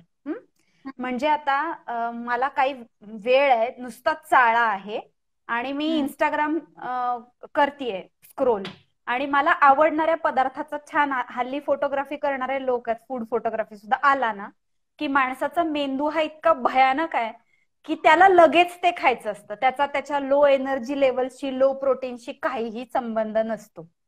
मग तुम्ही जेव्हा डाएट सुरू करता ना त्यावेळेला मी तेच सांगते की ते डाएट नसतं, ते शिक्षण असतं. पहिले 3 महिने तुम्ही स्ट्रिक्ट कराल, नंतरचे 6 महिने तुम्ही परसिस्ट कराल, आणि पुढचे 3 महिने तुमचे परफॉर्मन्सचे जर असतील तर थोडंफार चीट करण्याचा जो पिरियड आहे तो तुमची कॉम्पिटिशन झाल्यानंतरचे पहिले 3 महिने असतो. मग त्याच्यानंतर तुमचं पुन्हा स्ट्रिक्ट शेड्यूल सुरू होतं. आणि हे तुम्ही इंटरमिटंटली खेळाडू म्हणून दिलं ना, काहीतरी अचीव्ह केल्याशिवाय काहीतरी बक्षीस नाही. खूप सारे चुकीचे मेसेजेस फिरत असतात, पण त्यातला एक मला आवडलेला खूप होता की सिंधूनी तिच्या टीचरनी तिला चॉकलेटचा कॅडबरीचा तुकडा पण दिलेला नव्हता मेडल मिळेपर्यंत. तर ते तसं आहे की तुमचं गोल जेवढं मोठं आहे की नाही आणि ते तुम्हाला किती आतुरतेने पाहिजे त्याच्यावर तुमचे क्रेविंग्स खरं तर अवलंबून असतात. मग तुम्ही स्वतःला आपोआप डिस्टंट करता. कारण की होतं काय, तुम्हाला करायचं असतं नॅशनल इंटरनॅशनल जिम्नॅस्टिक्स आणि तुमचं फ्रेंड असतो नेटफ्लिक्स बघतं, मग त्याचा टाइमपास असतो अड्ड्यावर जाऊन खायचं, आणि तुमचं गोल असतं जिम्नॅस्टिकला नॅशनलला मेडल मिळवायचं.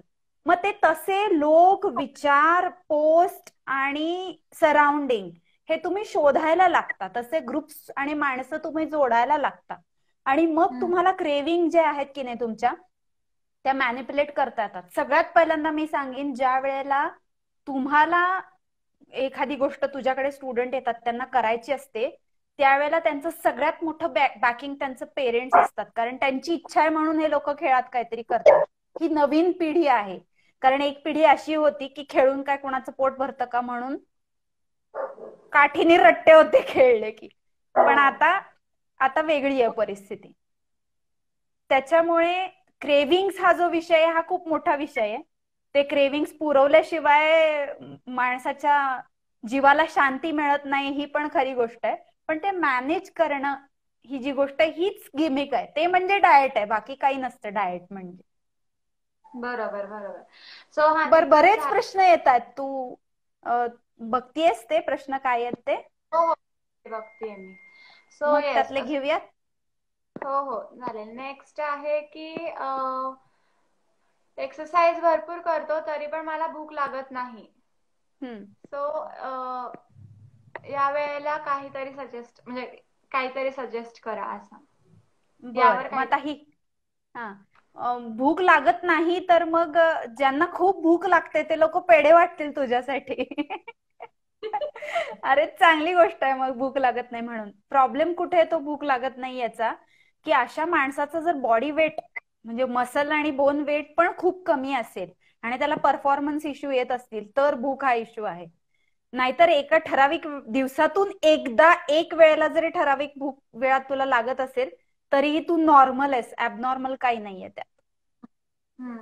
ठीक आहे. सर नेक्स्ट आहे की फॅट पर्सेंटेज कसं कमी करायचं. तुम्ही कुठून स्टार्ट करताय त्याच्यावर ते अवलंबून आहे. फॅटला स्टार्ट करावं लागतं. सरळ साधी गोष्ट आहे. फॅट वापरायचं असेल तुम्हाला बॉडीचं तर तुम्हाला बाहेरून जे कार्ब्स तुम्ही देता ते तुम्हाला रिस्ट्रिक्ट करायला लागतात. म्हणजे तुमचा फ्युअल सोर्स जो आहे तो चेंज होतो. तुम्ही ग्लुकोज बर्न करायच्या ऐवजी फॅट बर्न करायला लागता. आणि त्याच्या बरोबर तुम्हाला तुमचं मसल मास वाढवावं लागतं. म्हणजे एक्सरसाइज पण इम्पॉर्टंट आहे आणि न्यूट्रिशन पॅटर्न चेंज करणं पण इम्पॉर्टंट आहे. पण मग तुमचं फॅट पर्सेंटेज कमी व्हायला किती वेळ लागणार हे तुम्ही कुठल्या बॉडी फॅट पर्सेंटला सुरू करताय याच्यावर अवलंबून असतं. गोविंद दादा विचारतोय ऍब्स आणण्यासाठी काय करायचं. गोविंदचं पिटी घ्यायचं, लगेच येतात ऍब्स.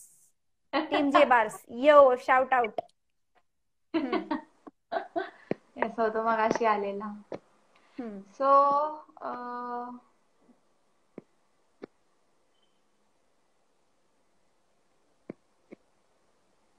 हा की आज एकादशी आहे. याने प्रसन्न कुलकर्णींनी विचारलाय क्वेश्चन की आज एकादशी आहे तर मॉडर्न फिटनेस रुटीन मध्ये उपास कसा फिट होतो. तर आता खरं खरं मी तुला सांगते प्रसन्न की एकादशी आहे, उपास करायचा आहे. उपासचा अर्थ असतो उपवास, म्हणजे देवाच्या उप म्हणजे जवळ जाणे, देवाच्या जवळ राहणे. देव म्हणजे मूर्तीतलं नाही. ब्रह्मम प्रतिचर्या ब्रह्मचर्या म्हणजे जे आपल्यापेक्षा मोठं आहे त्याच्या जवळ जाणे, या दृष्टिकोनातून उपवास आहे. उपवास याचा अर्थ काहीही न खाणे हा पहिला आहे. त्याच्यामुळे कसं करायचं ऍडजस्ट, तर फास्टिंग करून सुद्धा एक्सरसाइज करणारे लोक आहेत. आपल्यामध्ये आता आलेल्यांपैकी माझ्या मते कणादने स्वतः प्रयोग केलेला आहे हा लंघन, ऍक्च्युअल पाणी पिऊन राहून व्यायाम करण्याचा. त्याच्यामुळे त्याला तर तू प्रत्यक्षच विचारू शकशील. दुसरी गोष्ट, मूर्तिमंत उदाहरण आहे माझी आई. ती निसर्गोपचाराचं पण कॉलेज चालवायची. त्याच्यामुळे तिने पाणी पिऊन 21 दिवस लंघन विथ रनिंग मेडिकल प्रॅक्टिस चालवलेली आहे. त्याच्यामुळे माणूस अन्न न खाता मरण्यापेक्षा अन्न खाऊनच मरतो जास्त प्रमाणामध्ये. कारण 75% of the time cause of disease is always non infectious disease like diabetes, cancer, hypertension, heart failure, त्याच्यानंतर तुझं कोलेस्ट्रॉल जास्त असतं. हीच सगळी कारणं असतात 75% ऑफ द टाइम. त्याच्यामुळे उपवास जो आहे तो तुम्हाला बसवायचाच असेल तर ते शक्य आहे. पण दुसरं, तुला उपाशी राहण्याचं ट्रेनिंग नसेल तर तू उपासाला जे पदार्थ चालतात, प्रसन्न म्हणजे आपलाच प्रसन्न आहे ना, मग पनीर चालतं, ताक चालतं. ताक तर तू कितीही पिऊ शकतोस आणि पनीरचे कितीतरी पदार्थ जे आहेत ते तुला उपासाला करता येतील. आणि चीज हे पण दुधातून केलेलं आपलं व्हेजिटेरियन चीज आहे, ते पण तुला उपासाला चालेल. तर हे 3 ऑप्शन तर तुला आहेतच. मजा कर उपाशी राहायचं नसेल तर. ओके, सो एक आहे क्वेश्चन की डाएट करून सुद्धा वेट लॉस होत नाही. चुकीच्या माणसाकडनं डाएट घेतेस, मला भेट. नक्की तिच्याकडे सदाशिव पेठ मध्ये आता सध्या बंद असेल ना, मग तू ऑनलाईन करतेस का? नाही, क्लिनिक चालू आहे ना. म्हणजे मध्ये 2.5 महिने पूर्ण बंद होतं. पण अनफॉर्च्युनेटली मला म्हणजे जेवढं आता झालंय ना तसं काही होईल असं मला अपेक्षित नव्हतं.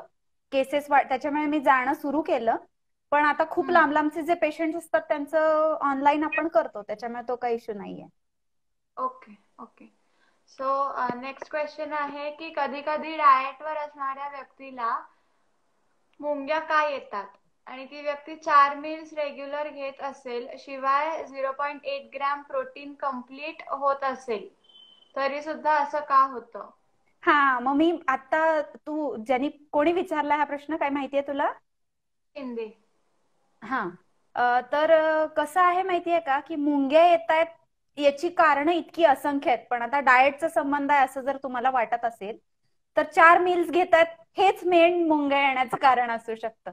कारण तो जो कर्व असतो की नाही फूड आत गेल्यानंतरचा, आणि त्या फूडचा कंपोनंट काय आहे त्याच्यानुसार हे सगळं बदलतं. त्याच्यामुळे आणि जे मोजायला नाही पाहिजे ते मोजताय तुम्ही. 0.8 ग्रॅम प्रोटीन घेताय म्हणजे तुम्ही प्रोटीन मोजून खाताय आणि बाकीचं भरताय. त्याच्यामुळे तिथे गडबड आहे. त्या 2 गोष्टी सुधारल्या की मुंग्या यायच्या बंद होतील. काही लोकांच्या 2 आठवड्यात बंद होतात, काही जणांना 2 महिने लागतात. पण तो ऍडजस्टमेंटचा पिरियड दिलात तुम्ही, फूड कंपोनंट सुधारले की काम होऊन जातं. ओके. सो अजून तुला म्हणजे काही विचारायचं असेल तर नक्कीच तिच्या क्लिनिकला तू जाऊन विचारू शकतोस. सो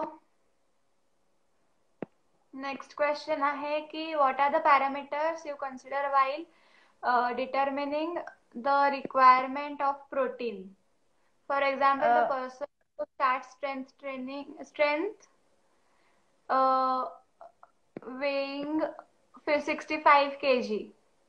हा, आता कसं आहे माहिती का, बरेच जे काय म्हणतात त्याला,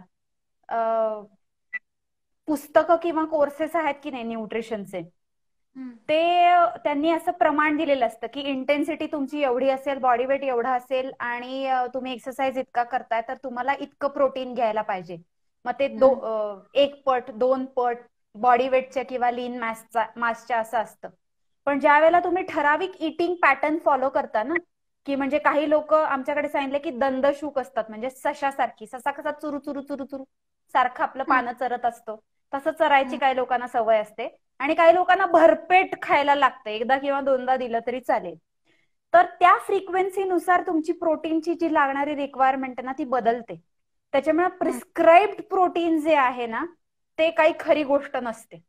म्हणजे एका दिवसामध्ये 18 अंडी खाऊ शकणाऱ्या मुली पण मी बघितल्यात 60 किलोच्या, आणि एका दिवसामध्ये 10 अंड्यांपेक्षा जास्त जात नाहीत अशी मुलं पण मी बघितली आहेत, की ऍपेटाईट वाईज मुलं नेहमी हायर साईडला असतात आणि ती पचवणारे पण लोक आहेत. त्याच्यामुळे तुझी प्रोटीनची नीड किती आहे हे तू काम कर, तुला भुकेला लागतंय तेवढं तू प्रोटीन खा, आणि त्याच्यानंतर तुला अपेक्षित रिझल्ट आहेत का नाही ते मिळतात का ते बघ, आणि मग प्रोटीनची क्वांटिटी जास्त किंवा कमी कर. प्रिस्क्राइब्ड प्रोटीन खाल्ल्याचा प्रॉब्लेम काय होतो माहितीये का, तुमची भूक जर कमी राहिली ना, तर म्हणजे भागली नाही तर तुम्ही बाकीच्या गोष्टी भरता आणि मग त्याचा वेगळा काहीतरी इफेक्ट येतो.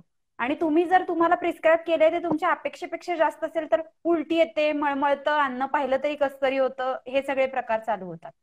त्याच्यामुळे प्रिस्क्राइब्ड प्रोटीन जे आहे ते क्रायटेरिया ठेवायला नको खाण्याचा. ओके, नेक्स्ट आहे व्हेज प्रोटीन मध्ये काय काय असतं? Paneer, cheese, that's it. Okay, Kanad Deshmukh आलाय, म्हणजे मगाशी झाला, आता बघितला. हाय कनाद.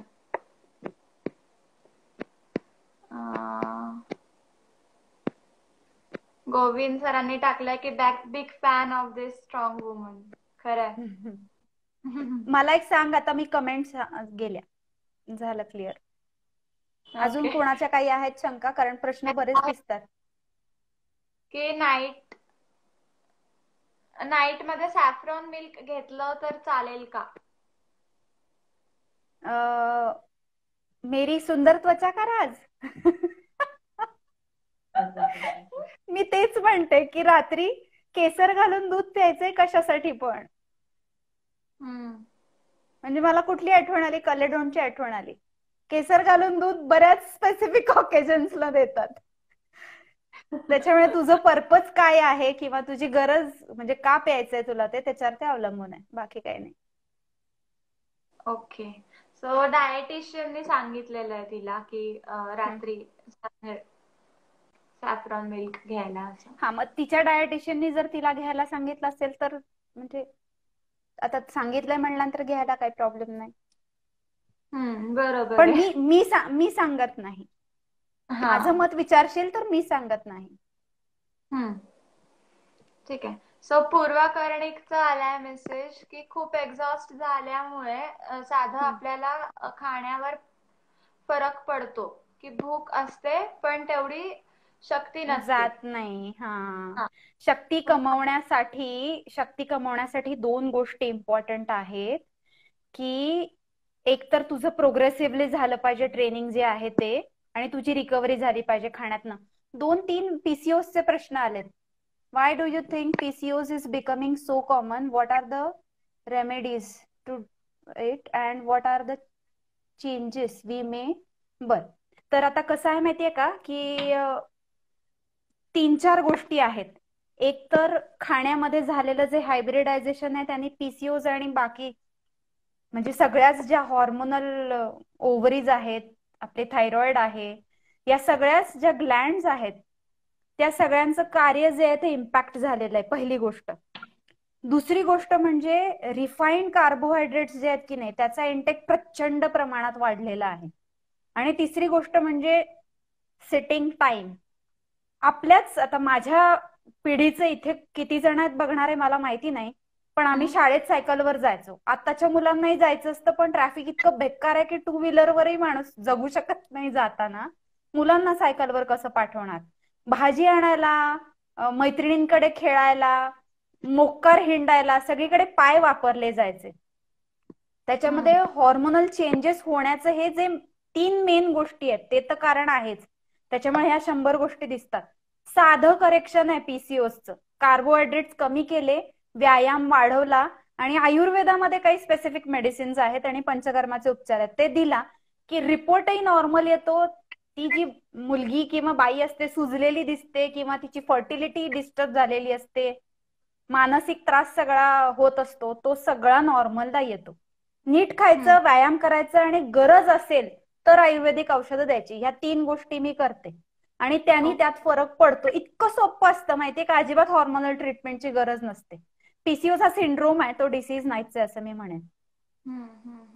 सो नेक्स्ट लगेच एक क्वेश्चन आलाय की kids favourite paneer and cheese intake should be how much. आता ते डिपेंड करणार ना की मुलांचं नीड किती आहे, त्यांचं पचवण्याची ताकद किती आहे, आणि खेळतायत किती, त्यांची गरज किती आहे, त्याच्यावर ते अवलंबून असेल प्रत्येक मूल जे आहे त्याच्यावर. येस. सो हेल्दी ब्रेकफास्ट मध्ये काय खाऊ शकतो? कसं आहे की फक्त ब्रेकफास्ट आणि अर्ली डिनर करत असशील तर तुला भरपूर ऑप्शन्स आहेत. पण ब्रेकफास्ट लंच डिनर पैकी म्हणजे पोहे उपीट इडली वडा सांबार पैकी ब्रेकफास्ट जर विचारत असशील तर म्हणजे ते डिपेंड करतं ऍक्च्युली की तुला रिक्वायर्ड फूड फ्रिक्वेन्सी किती आहे आणि तू व्यायाम कुठल्या वेळेला करतोय. म्हणजे सकाळी व्यायाम करतोय आणि तुला लवकर भूक लागते म्हणून तुझा पहिला इंटेक हाच तुझा ब्रेकफास्ट असणार आहे, आणि त्याच्यानंतर तू फार काही खात नाही, संध्याकाळी डायरेक्ट तुझा अर्ली डिनर असतो. तर तू हेवी प्रोटीन मील जे आहे, अंडा भुर्जी किंवा पनीर भुर्जी, सोपा आणि मस्त ऑप्शन. हो, पण अंडा भुर्जी मधनं मग तेलाचं पण प्रमाण जास्त येऊ शकतो. सो त्याच्यामध्ये आपण तेलाचं प्रमाण कसं नाही नाही नाही नाही, ते मी तुला तेच सांगते, बाकीच्या गोष्टी मोजत बसायच्या नाहीत ग राणी. आणि खोबऱ्याचं तेल वापरलंस किंवा बटर वापरलंस किंवा तूप वापरलंस तर ते मोजायची गरज नसते सोन्या. आणि बुर्जीला लागतं किती असं? अगं घालणारे खूप घालतात. हा, मग ते इंडिव्हिज्युअल स्पेसिफिक आलं ना. मी तुला तेच सांगते की त्यांनी त्यांच्या घरात नाश्ता काय करायचा आणि तेल किती घालायचं हा खूपच पर्सन स्पेसिफिक प्रॉब्लेम आहे. इथे मी गृहीत धरलंय की त्याला माहितीये काय मला अपेक्षित आहे ते, कारण हे असं मग अनएंडिंग आहे, म्हणजे मग 4 दिवस पण नाही संपणार. बरोबर आहे. सो खोबऱ्याचं तेल मॅक्झिमम वापरा असं खूप आयुर्वेद. छान प्रश्न विचारते कोणीतरी. अरे तेजस्विनी आहे ही.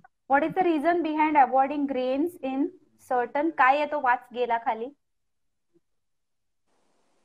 हा, काय विचारलं तिने, वाचतेस का? reason behind avoiding grains in certain diet, which grains are more and less harmful,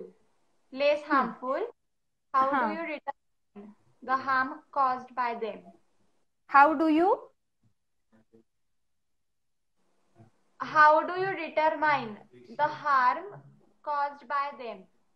हा, आता कसं आहे माहितीये का की फक्त ग्रेन्स हा जर विषय घेतला ना तर आज आपण स्पेसिफिक बोलतोय ते ऍथलीट्स किंवा जिमनॅस्ट किंवा योग याच्या ग्रुप मधले लोक जास्त आहेत. तर ह्या लोकांना जेवढ्या प्रमाणामध्ये एक्सपेक्ट असतो फिजिकल परफॉर्मन्स, तो करणारी जी गोष्ट आहे ना ती अटमोस्ट प्रायोरिटीची प्रोटीन आहे. म्हणून मी इथे ग्रेन्सचं नाव ऍक्च्युली घेतलं नाही.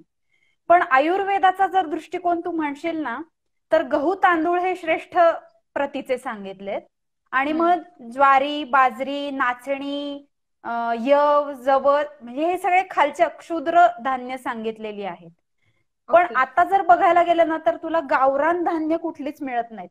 म्हणजे जे काही 12 आहार वर्ग आयुर्वेदात सांगितलेत त्याच्यामध्ये अगदी मागे मला कोणीतरी प्रश्न विचारलेला लाईव्हला की दारू पासून, फळांपासून, साखरेपासून पार अगदी गहू तांदूळापर्यंत सगळ्या पद्धतींच्या गोष्टींचा समावेश आयुर्वेदाच्या आहार या भागामध्ये केलेला आहे. पण ग्रेन्सचं जर विचाराल तुम्ही, तर आत्ता प्रॉब्लेम असा आहे की एकतर मी म्हणते तसं हायब्रिड आहे सगळं, देशी काहीच अवेलेबल नाहीये. शिवाय ते ग्रेन्स पचवायसाठी लागणारी तुमची जी सिस्टीम आहे ना, ती त्या पद्धतीने काम आता करत नाहीये. म्हणजे जुना तुम्ही वॉलीचा पिक्चर बघितला असेल, किती जणांनी बघितलाय मला माहित नाही, ते लोक चालत नसतात तर त्यांचे पाय असे खाली गोल झालेले असतात, म्हणजे त्यांना उभं कसं राहायचं असतं हे पण माहिती नसतं. तशी आपली सिच्युएशन होतीये की काय हा लॉकडाऊन संपल्यावर असं वाटावं इतपत वजन वाढली आहेत सगळ्यांची 3च महिन्यात. हा, तर हे असं वर्षानुवर्ष जगणारे लोक असतात आणि मग त्यांच्या खाण्यात हे ग्रेन्स जास्त आले. तर आपल्याकडे किती काय खातो आपण सगळ्यात जास्त, तर पोळी असते. भाकरी खाणं म्हणजे तसंही तुच्छ समजलं जातं, खूप कमी लोक खातात. त्याच्यामुळे मला जर विचाराल तर स्पेसिफिक ग्रेन मी कधीच प्रिस्क्राईब करत नाही, ना ऍथलीटना ना पेशंट्सना. त्याच्यामुळे गहू तर मी देतच नाही खायला, तो तर विषयच येत नाही काही. पण अगदीच ग्रेनचे भक्त जे असतात, जुने लोक आहेत की जे जगू शकत नाहीत भाकरी किंवा पोळी शिवाय, त्यांना मग ज्वारी बाजरी नाचणी बेस्ट. ती पण गावरान मिळते. स्पेसिफिक शेतांमध्ये तुम्ही जर तुमचं टायअप असेल तर ते लोक जसं गावरान अंडी चिकन मटन आणणारे पण लोक आहेत, तसं गावरान ज्वारी बाजरी नाचणी आणणारे पण लोक आहेत. तर ते मग प्रेफरेबल त्यातल्या त्यात. Okay, okay. So एक during an diet, it is appropriate to have buttermilk in between. हे बघ, बटर मिल्क आहे किंवा शहाळ्याचं पाणी आहे, ट्रू वन शाउट आउट. तर ह्या गोष्टी आहेत ना, मी तेच सांगते की कोण काय करू शकतं हे इंडिव्हिज्युअल स्पेसिफिक असतं. म्हणजे मी तुला सांगतेय की स्ट्रिक्ट डाएट पॅटर्न फॉलो करतेय मी, आणि स्ट्रिक्ट वेट ट्रेनिंग माझं चालू आहे, आणि कार्डिओ आणि फ्लेक्झिबिलिटी ट्रेनिंग पण मी व्यवस्थित करतेय. तर मी ज्या प्रमाणात खाऊ शकते ना, ते बघितलं की लोक चक्कर येऊन पडतील अशी परिस्थिती असते. पण ती सेम गोष्ट जर एखाद्या व्यायाम न करणाऱ्या मुलीनी किंवा थोडंसं फॅट पर्सेंटेज जास्त असणाऱ्या मुलीनी केली तर तिला तो सेम इफेक्ट मिळणार आहे का? त्याच्यामुळे काही लोक सांगतील की तुम्ही कीटो करताय किंवा दीक्षित डाएट करताय किंवा तुम्ही ऍटकिन्स करताय किंवा तुम्ही लो कार्ब करताय किंवा इंटरमिटंट फास्टिंग करताय, तर तुम्ही मध्ये ताक पिऊ शकत नाही किंवा याला शहाळं चालत नाही किंवा मध्ये हे खाल्लं तर तुमचं डाएट मोडेल. तर हे सगळे प्रकार जे आहे की नाही, ते ती व्यक्ती नेमकं काय तिचं एम आहे ह्याच्यावर अवलंबून आहे. आणि मी म्हणते की तुम्ही ताक पिलं नाहीत आणि जाऊन दुसऱ्या कोणासाठी तरी ठेवलेली बिस्किटं खाल्ली आहेत, एक तर ती आणायचीच नाहीत घरात, पण चुकून असतीलच ते ती तुम्ही खाणार असाल जाऊन, तर ताक पिलेलं कधी चांगलं. म्हणजे हे उत्तर आहे त्यात सोपं. ओके ओके, बर. नंतर वेट गेन करायचं आहे तर काय सजेशन? ऍक्च्युली ना मी म्हणते की ना फॅट लॉस आणि वेट लॉस, हल्ली खूप फॅड आहे फॅट लॉस हा शब्द वापरायचं, की 5 किलो वजन कमी झालं की माझ्या क्लायंटचा 5 किलो फॅट लॉस झाला असं म्हणण्याची पद्धत आहे. तर होताना फक्त फॅट लॉस कधीच होत नाही, तो वेट लॉसच असतो. आणि ज्या वेळेला वजन वाढतं त्यावेळेला तो नक्कीच मसल गेन नसतो, तो वेट गेनच असतो, म्हणजे सगळंच वाढलेलं असतं. त्याच्यामुळे फॅट लॉस किंवा वेट लॉस ही सोपी गोष्ट आहे वेट गेन पेक्षा, ते पण कुठलं प्रोडक्टिव्ह वेट गेन पेक्षा. वेट गेन करायचं तुझ्या आणि माझ्यासारख्या लोकांना सांगितलं तर आपली म्हणजे लगेच किती करायचंय तेवढं सांगा अशी परिस्थिती आहे, कारण आपण अंगी लागणारी माणसं आहोत. त्याच्यामुळे ज्याला वजन वाढवायचंय, म्हणजे प्रमाणापेक्षा कमी वजन आहे आणि वजन वाढवायचंय, त्याला ते योग्य आहे. म्हणजे अजून एक प्रश्न आलाय कुठला तरी, तर मग आयुर्वेदात औषधं आहेत वजन वाढवायसाठीची, की डायरेक्ट म्हणजे वेट लॉस साठीच औषध नसलं तरी वजन वाढवण्यासाठीच औषध आहे, त्याने भूक सुधारते आणि पचन सुधारतं, त्याच्यामुळे ते देता येतं. असे असतात की जे एकदम बारीक असतात, खूप खातात पण तरी पण त्यांचं वजन वाढत नाही. आणि तो वेगळ्या प्रकारचा इन्सुलिन रेजिस्टन्स असतो बरं का. म्हणजे आपल्याला वाटतं की बारीक लोकांना काही आजार होत नाहीत, पण cholesterol, heart disease, diabetes, BP सगळं बारीक लोकांना सुद्धा असतं. त्याच्यामुळे मी नेहमी सांगताना म्हणते की जाड लोकांवर कृपा असते देवाची, देव मानत असाल नसाल तरी कोणाची ज्या असते त्याची कृपा असते, त्याच्यामुळे ते जागे होतात आणि स्वतःच्या शरीरासाठी काहीतरी करतात. बारीक लोकांचा प्रॉब्लेम असा असतो की आपण बारीक होत म्हणजे आपल्याला काही प्रॉब्लेम नाहीये, मग वाटेल ते खा, वाटेल तसं झोपा, वाटेल ते करा, उत्मात असते, आणि मग अचानक कळतं की काहीतरी प्रॉब्लेम आहे ते, त्याच्यामुळे तसं करू नका. बरोबर. सो नेक्स्ट क्वेश्चन, जेव्हा आपण प्रोटीन हा बेस म्हणतो तेव्हा आपण कोणत्या नॉर्मल जेवण स्किप करू शकतो. कोणत्या? रेसिपीने हा, रेसिपीजनी जेवण स्किप करू शकतो. ते हो. रेसिपीज साठी बेस रेसिपीज ज्या आहेत इंडियन्स जे आहेत त्यांच्यासाठीच्या मी युट्यूबला टाकल्या. डॉक्टर शर्वरी इनामदार नावाचं चॅनल आहे, एकदा अवश्य भेट द्या. त्याच्यावर तुम्हाला सगळ्यात माझी फेमस झालेली रेसिपी पनीर थालीपीठची आहे. ती तुमची हा. पोळीची जागा घेते, त्याच्यामुळे तुम्हाला पनीर थालीपीठ आलं की त्याच्याबरोबर मग सगळं चालते, दुनिया आबाद होते तुमची. त्याच्यामुळे युट्यूब चॅनल जा, फॉलो करा, बघा आणि शेअर नक्कीच. पण करा. इंस्टाग्राम पण अकाउंट तिने सुरू केलंय आहार नावाचं, तर हो त्याच्यामधून पण तिने सांगणार आहे ती हो की आहार कसा असावा त्याच्याबद्दल. हो, पेज डिझायनिंगचं काम पण केलंय गोविंदने, छान केलंय. हम्म. चालू आहे आमच्या तर दोघांचा प्रयोग त्याच्यावर. हम्म. येस. तर नेक्स्ट अजून बरेच आहे प्रश्न येऊन गेले. हम्म. हो, डाएट काय? अँड एक्सरसाइज करत असल्यामुळे ओव्हरऑल हम्म. बॉडी मधून फॅट चांगल्या प्रमाणात कमी झाला आहे, बट हम्म. लोअर ऍबडॉमिनल फॅट कमी होत नाहीये. Welcome to the club.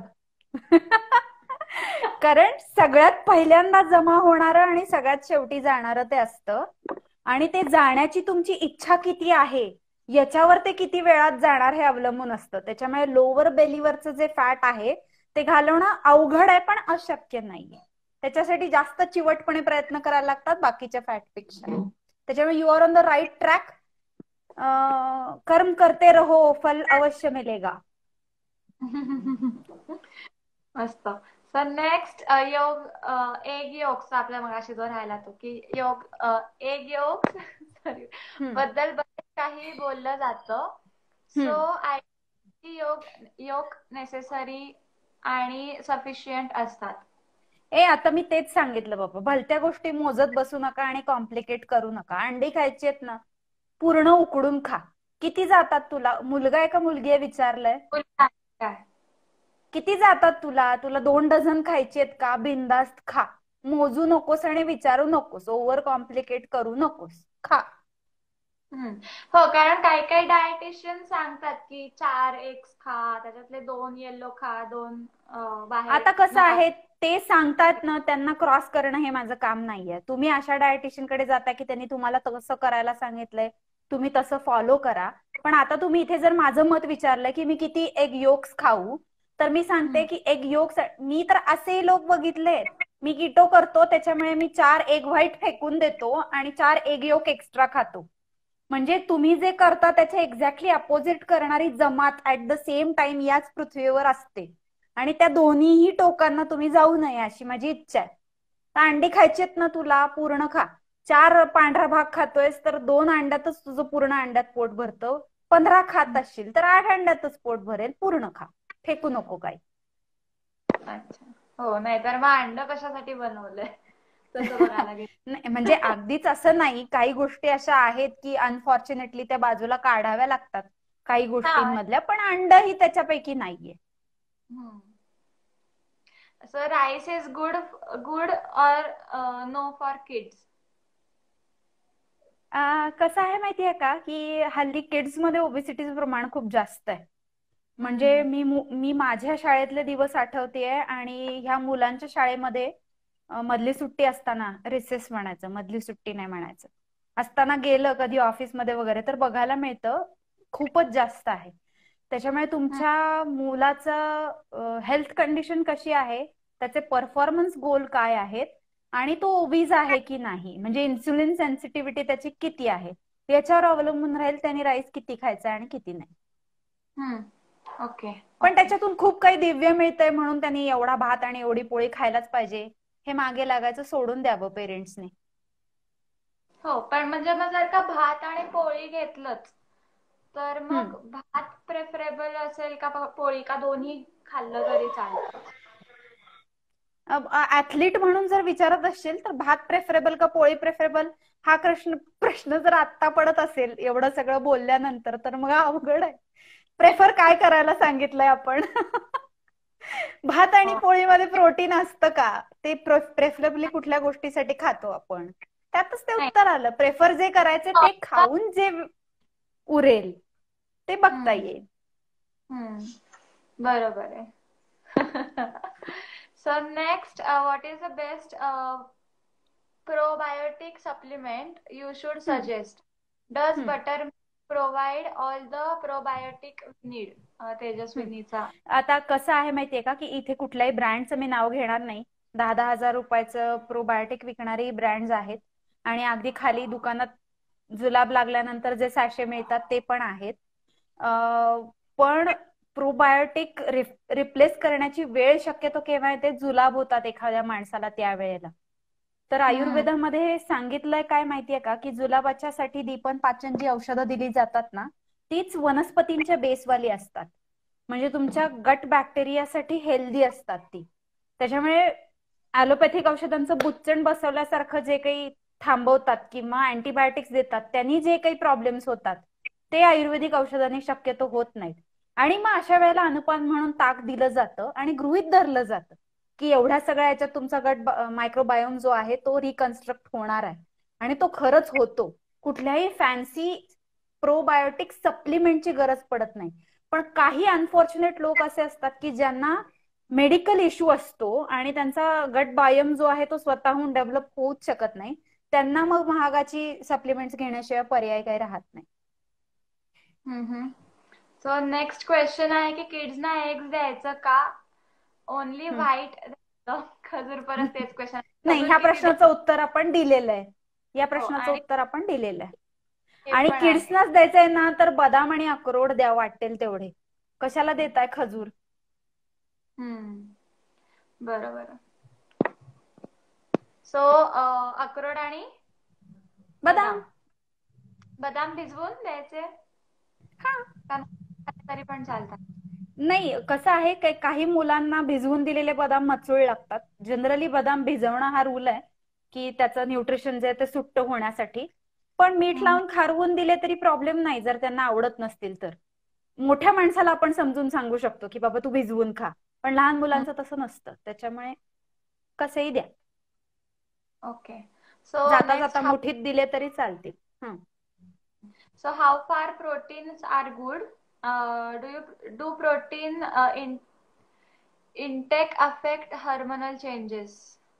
आता कसं आहे माहितीये का, की प्रोटीनच्या संदर्भातला एक अख्खा व्हिडिओ मी युट्यूबला टाकलेला आहे. पण जेव्हा तुम्ही अन्नातून प्रोटीन खाता त्यावेळेला त्याचा ओव्हरडोस कधीच होत नाही. असं खूप हॉरिबल क्वांटिटी तुम्हाला प्रोटीनची जी ऐकायला मिळते ती जनरली प्रोटीन सप्लिमेंट घेणारे जे लोक आहेत त्यांची ऐकायला मिळते. आणि ज्या वेळेला तुम्ही प्रोटीन रिच फूड खात असता त्यावेळेला उलट प्रोटीन कमी झाल्यावर सुद्धा हॉर्मोनल चेंजेस दिसतात. म्हणजे किटो करणारे लोक आहेत की नाही, जसा त्यांना कोलेस्ट्रॉलचा प्रॉब्लेम असतो तसंच मुली पण विचारतात की माझं मेन्स्ट्रुअल सायकल डिस्टर्ब झालंय किटो चालू केल्यापासून. तर त्यावेळेला सुद्धा प्रोटीन कमी पडलेलं असतं. त्याच्यामुळे तुम्ही प्रोटीन घेताय आणि ते होल फूड मधनं खाण्यातून जेवणातून घेताय तर त्याच्यामुळे तुमच्या हेल्थवर ऍडव्हर्स इफेक्ट दिसायचं खरं तर कारण नाही. कारण प्रोटीनचं ओव्हर इटिंग तुम्ही करूच शकत नाही. ओके. सो मेन्स्ट्रुअल सायकल वरून मला एक विचारायचं वाटतं की म्हणजे ऍज अ प्लेअर एवढा त्रास नाही होत, पण असे काही असतात किंवा कॉम्पिटिशन्स वगैरे येतात आणि त्यावेळेला नेमके पिरियड स्टार्ट होतात. सो मग अशा पॅनिक पण होऊ शकतात काही मुली आणि त्याच्यासाठी मग आपण त्यांना ते पोट कमी दुखायला त्यांना आपण काय सजेस्ट करू शकतो? एक सरळ साधी गोष्ट आहे की जिम मध्ये सुद्धा बरेच लोक मला विचारतात की ट्रेनिंग मग आता 4-5 दिवस बंद करायचं का किंवा कसं. तर पहिली गोष्ट, जसं आपल्याला शिंक येते, लघवी लागते, रोज आपण संडासला जातो तशीच आपल्याला पाळी येते. ती नॉर्मल फिजिओलॉजिकल गोष्ट आहे. पाळी आलेली असताना सुद्धा फिजिकल ऍक्टिव्हिटी बायकांना कराव्या लागतात. हे हजारो वर्षापासून चालत आलेली गोष्ट आहे. त्या दरम्यान तुम्हाला डिस्कम्फर्ट काही असेल किंवा तुमचा मेडिकल इश्यू काही असेल तर तो तुम्ही ट्रीट करायला पाहिजे. तुम्ही रेग्युलर रुटीन जे करता त्याच्यात जर तुम्हाला काही अडचण येत असेल किंवा पॅडमुळे वगैरे तर तुम्ही कप्स वापरा, टॅम्पॉन्स वापरा. तो फिजिकल जो इश्यू आहे तो सॉल्व्ह होतो. आणि पेन जर तुम्हाला होत असेल तर त्याच्यामध्ये हॉर्मोनल तुमचे काही प्रॉब्लेम्स असू शकतात. त्याच्यासाठी तुम्ही ट्रीटमेंट घ्या, भेटा. आणि त्याच्याविषयी ते वातावरणावर अवलंबून असतं. आईनी, बहिणीनी, मावशीनी आणि ट्रेनरनी तिघींनी मिळून त्याचा बाऊ करायचा नाही असं जर ठरवलं तर त्या मुलीला हे नॉर्मल आहे असं वाटतं. त्याच्यामुळे ती गोष्ट वेगळी आहे हेच काढून टाकलं ना की त्या मुलींना काही फरकच पडत. तुझ्या माझ्यासारख्या त्या होऊन जातात. हो. आणि अगदीच आता कॉम्पिटिशनच्या वेळी एन्झायटीमुळे जर काही प्रॉब्लेम असेल ना तर गरम पाण्याची पिशवी कायम बरोबर ठेवायची. ती कशालाही उपयोगी पडते.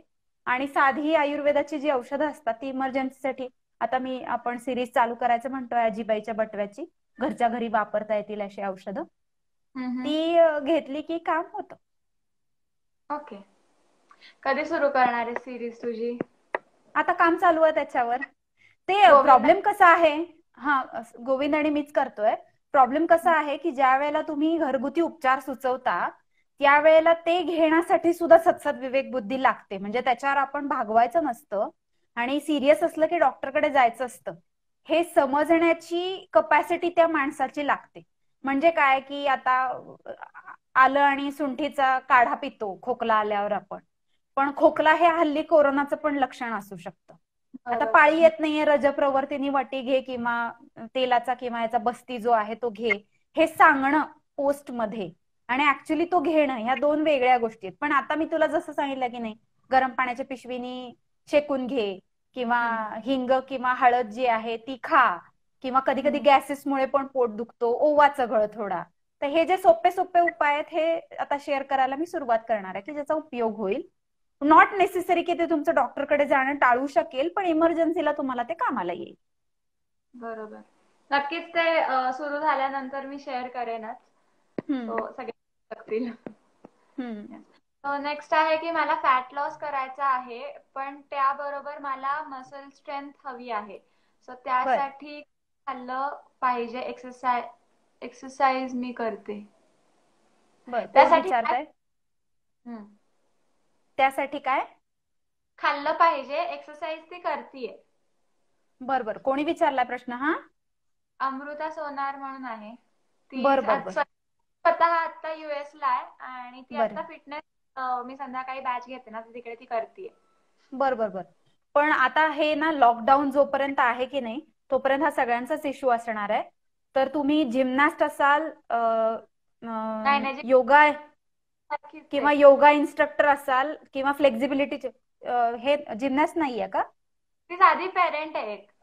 बर तर फॅट लॉस करायचं असेल तुम्हाला तर त्याचं पहिलं म्हणजे बेसिक रूल जे म्हणतो ना आपण ते आहे, म्हणजे पहिलं खाणं सुधारायचं आणि दुसरा व्यायाम. तर आता जर तुम्हाला जिम्स अवेलेबल नाही आहेत ना तर जे काही शक्य आहे त्याच्यापासून पहिला सुरुवात करायची. मी तेच सांगते की पहिली फिजिकल ऍक्टिव्हिटी येते, मग तुमचा व्यायाम येतो आणि मग वेट ट्रेनिंग येतं.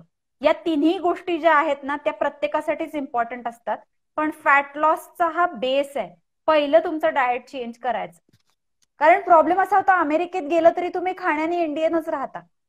मी म्हणते उभा कल्पवृक्षा तरी दुःख आहे की एवढं सगळं अवेलेबल असतं आणि आपल्याला मात्र पोळी भाजी वरण भातच खायचा असतो. आणि मग मी डाएट न करता बारीक कशी होईन असं पाहिजे असतं, तर तसं होत नाही. ते खाण्यात बदल केल्याशिवाय दिसण्यात बदल होत नाही.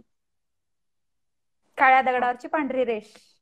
येस. असं तुला जर का काही हवं असेल तर म्हणजे नक्कीच तू तिला मेसेज कर. तिचा इन्स्टा हँडल आहे आहार म्हणून.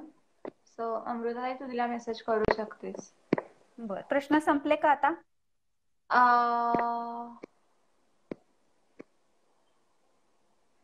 थांबतेच बघते. ऍब्डोमिनल फॅट कमी करण्यासाठी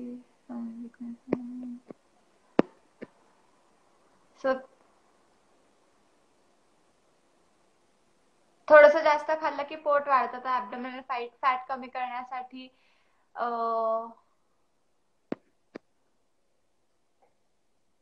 थांब वाचू का अख्खं.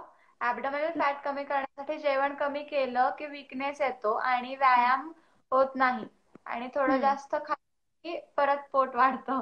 काय करावं? कोणी विचारलंय हे? केदार म्हणून आहे. बर, खाणं कमी केल्यानंतर कोणता खाण्याचा कंपोनंट कमी केलाय हे जरी आपण मॅनिप्युलेट केलं तरी त्या आहाराची सवय होईपर्यंत 15-20 दिवस जातात आणि एकदा तुमची बॉडी अडॅप्ट झाली ना की तुम्ही करताय त्याच्यापेक्षा जास्त व्यायाम करण्याची पण शक्ती येते. आणि हे एक सायकल आहे, ते विशियस सर्कल असतं. ते ब्रेक केलं की तुमचं फॅट बर्निंग चालू चालू होतं. ओके, ठीक आहे. तर नेक्स्ट हिने तेजस्वीने विचारलंय की recently I have started speaking लाऊडली about my depression phase of 5 years. I took antidepressant and sleeping pills for a while. So nutrition nutrition cured me.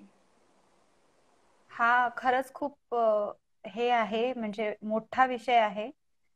Problem असा असतो. तेजस्विनी म्हणतीये का हे?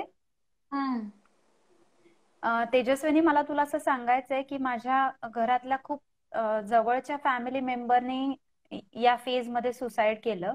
त्यावेळेला माझं आणि माझ्या आईचं बोलणं झालं की एवढी साधी गोष्ट आहे, तुमच्या शरीराला काहीतरी कमी पडतंय, त्याची लक्षणं तुमच्या मानसिक बदलामध्ये दिसतात. आणि सांगतानाच आयुर्वेदाचा सुद्धा हा बेस रूल आहे की प्रसन्न आत्मा इंद्रिय मन ही सगळी त्या शरीराच्या अधीन आहेत.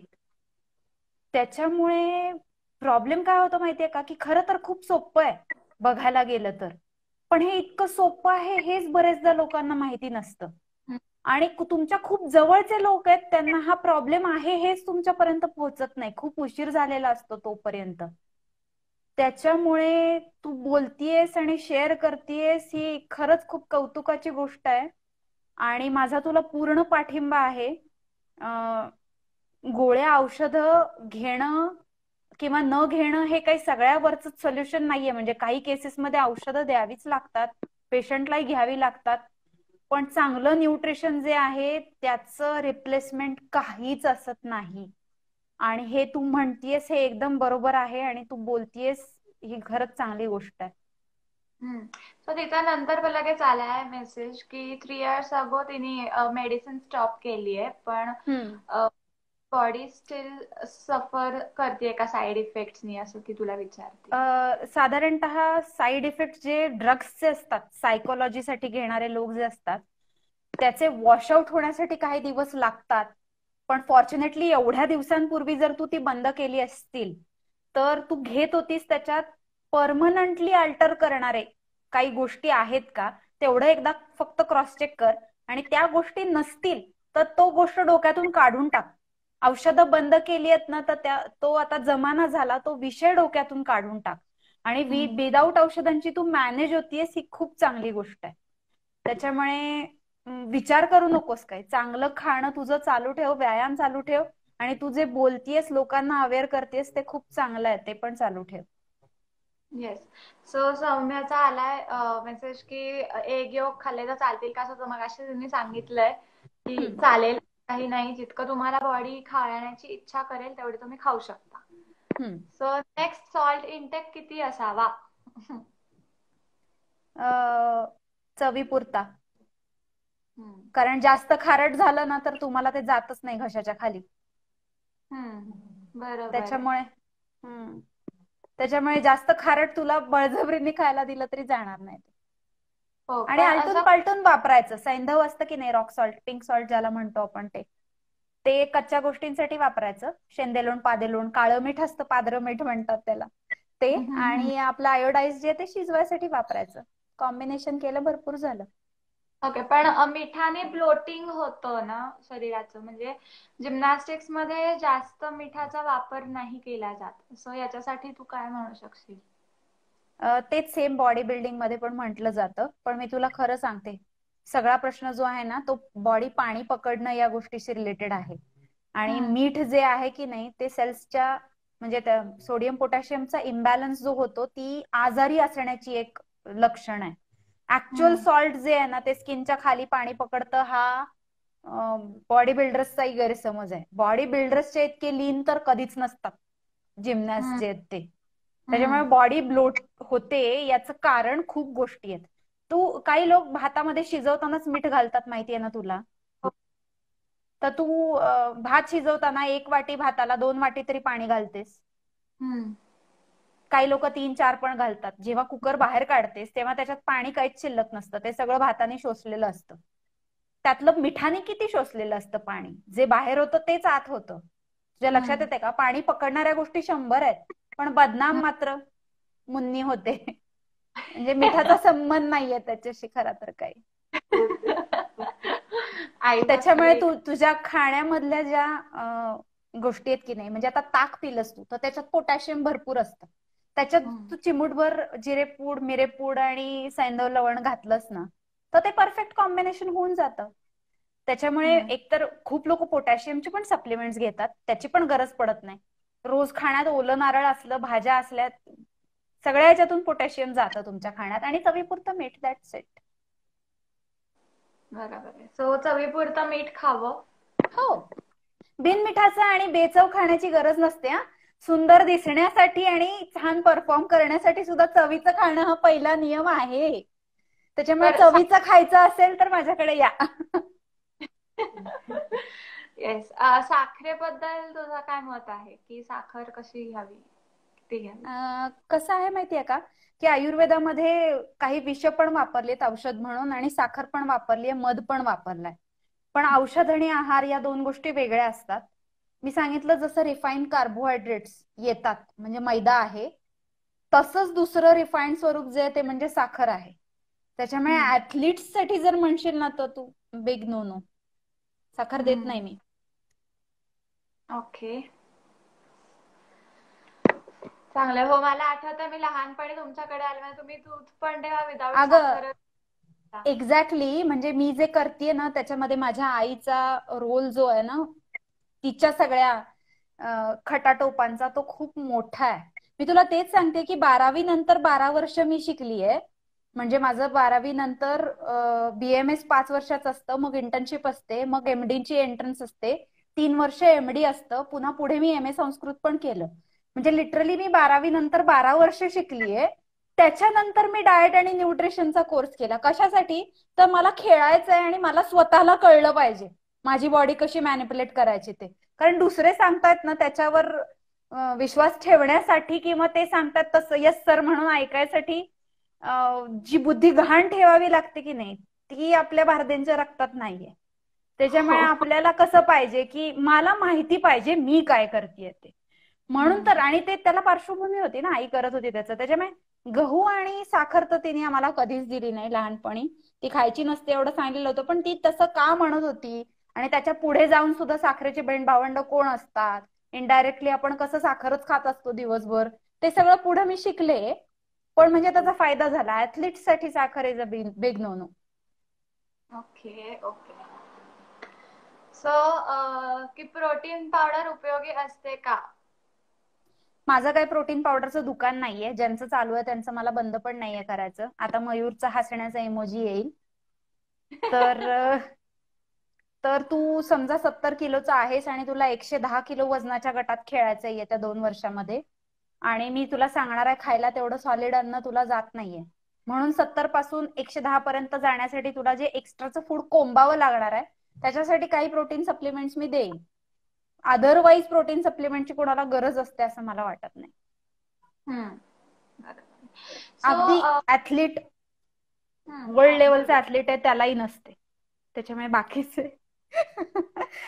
बाकीचे तर लांब राहिले. बरोबर आहे. पण मग अशा वेळेस आता जसं आपलं झालं की नॉनव्हेजचं लोक नाही घेऊ शकत, मग ते प्रोटीन सप्लिमेंटच प्रेफर करतात. जे व्हेजिटेरियन लोक आहेत ना त्यांनी डाएट साठी मला पर्सनली भेटायला या, आणि तेवढे पैसे तुमच्या ज्ञानात आणि तुमच्या परफॉर्मन्स मध्ये भर घालण्यासाठी वेळ आणि पैसे तेवढे तुम्ही घालवा. कारण ते ज्ञानाचे आणि बुद्धीचे पैसे असतात, आणि ज्ञानाने जो प्रकाश पडतो की नाही त्यांनी जो अज्ञानाचा अंधार दूर होतो त्याची किंमत नसते. त्याच्यामुळे व्हेजिटेरियन असणं हा खूप मोठा वर्ग आहे, आणि मी स्वतः पिढ्यानुपिढ्या व्हेजिटेरियन असल्यामुळे त्यांची दुःख मला जवळून माहिती आहेत. पण ती पर्सनली सोडवण्याची इंस्टाग्रामवर गोष्ट नाहीये. त्याच्यामुळे व्हेजिटेरियन लोक आहेत ते आपण एक्सेप्शनल गृहीत धरूया इथे. खरं आहे. सो शुगर मध्ये एनर्जी असते ना असं कोणीतरी विचारलंय. तर प्रस्थापित दृष्टिकोनातून शुगर मध्ये 1 ग्रॅमला किलो कॅलरीज असतात आणि खोबऱ्याच्या तेलात किंवा तुमच्या तुपामध्ये 1 ग्रॅमला 9 किलो कॅलरीज असतात. त्याच्यामुळे एनर्जी कशात जास्त असते याचा हिशोब तुम्हीच करा बाळांनो आणि मग ठरवा. सो तिचा मेसेज आलाय अमृता ताईचा की तिकडे US ला व्हेजिटेरियन साठी ऑप्शन्स फार कमी आहे, म्हणजे तिला तेवढं ती खावत नाही आणि तू बाकी जेव्हा मला माहितीये आता हे कोरोना झाला की एकदा तरी तू छानपैकी सुट्टी एन्जॉय करण्यासाठी येणार आहेस इकडे भारतामध्ये. त्याच्यामुळे कोरोना संपू दे तोपर्यंत तुला जे मिळतंय ते खाऊन तू सर्व्हाइव्ह हो. इथे आलं की मी तुला डाएट देते, कारण ऑनलाईन तेवढा इम्पॅक्ट येणार नाही. म्हणजे मी छडी बरोबर. घेऊन बसलीये ते तुला ऑनलाईन दिसणार नाही. त्याच्यामुळे तू क्लिनिकला ये आलीस की. पण त्या तिकडेच सेटल व्हायचा विचार करतात. असू देत ना, सुट्टीसाठी येणार ना आई बाबांना भेटायला तरी. नाहीतर मग फोन कर, फोनवर बोलू. स्टमक फॅट कसं करायचं, रोज वर्कआउट पण करते मी. सो त्याच्यासाठी वर्कआउट करूनच आणि डाएट प्रॉपर. पहिलं डाएट मध्ये, कारण वर्कआउट करायचा असतो हे सगळ्यांना माहितीये, तो महत्वाचाच आहे. पण डाएट नाही चेंज केला ना तर किती डोकं आपटा तुम्ही, त्या दगडाला काय पाजर फुटत नाही. म्हणजे तुमच्या बेली फॅटला.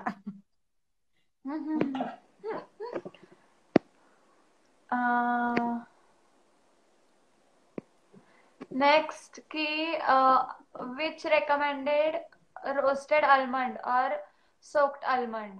तिने सांगितलं मगाशी की सोक्ड वाले तुला पण करू शकता, घेऊ शकता. आयडियली भिजवून खाणं कधी चांगलं, पण इथे तू दिवाळी करू शकतेस. तुला जर रोस्टेड आवडतात तर रोस्टेड खा तू, त्यांनी काही खूप फरक नाही पडणार. Okay yes. सो पण किती खावेत अशा वेळेस, बदामात ना पण नको मोजूस, खा तुला हवेत तेवढे. नाहीतर ड्रायफ्रुट्स वरतीच लोक राहायचे. नाही ते आता ते गैरसमज आहे तो, म्हणजे त्यांना राहायचं असेल तर राहू देत. मी फक्त इथे बदाम म्हणलंय, बाकी कशाचंही नाव नाहीये घेतलेलं. आणि काजू नाही खावे ना का, काजू खाल्ले तरी चालतात? तेच मी सांगते, ते इंडिव्हिज्युअल स्पेसिफिक आहे. ज्या वेळेला तू अटमोस्ट लेवलला आहेस तुझ्या परफॉर्मन्सच्या पण आणि याच्या पण, आणि 4 काजू खाल्लेस तर फरक नाही पडत. पण ते पुन्हा तू 4 खाणं आणि दुसऱ्या कोणीतरी 4 खाणं यात फरक आहे. बरोबर आहे, बरोबर आहे. कारण आम्ही इंडिया कॅम्पला होतो ना तेव्हा आम्हाला ड्रायफ्रुटची अख्खी एक पिशवी मिळायची. सो त्याच्यामधले आम्हाला कोचेस सांगायचे की काजू खाऊ नका, असं सगळे काजू बाजूला आणि काढून ठेवायचे. बाकीचं काय खायला सांगायचं?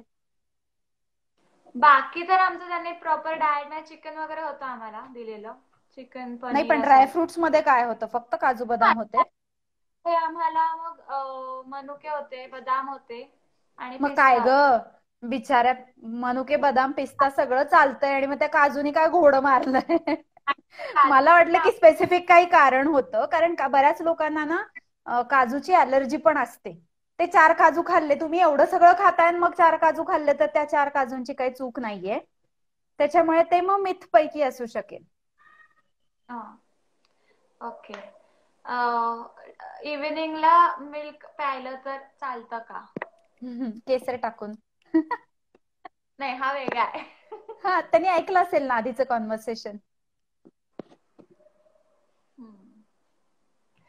सो तेजस्विनीचा आलाय की thank you for your support. You are always welcome Tejaswini. Keep going. बापरे, आणि तर एकदम 3 क्वेश्चन्स विचारलेत पराग सरांनी. ते क्रिकेट शिकवतात.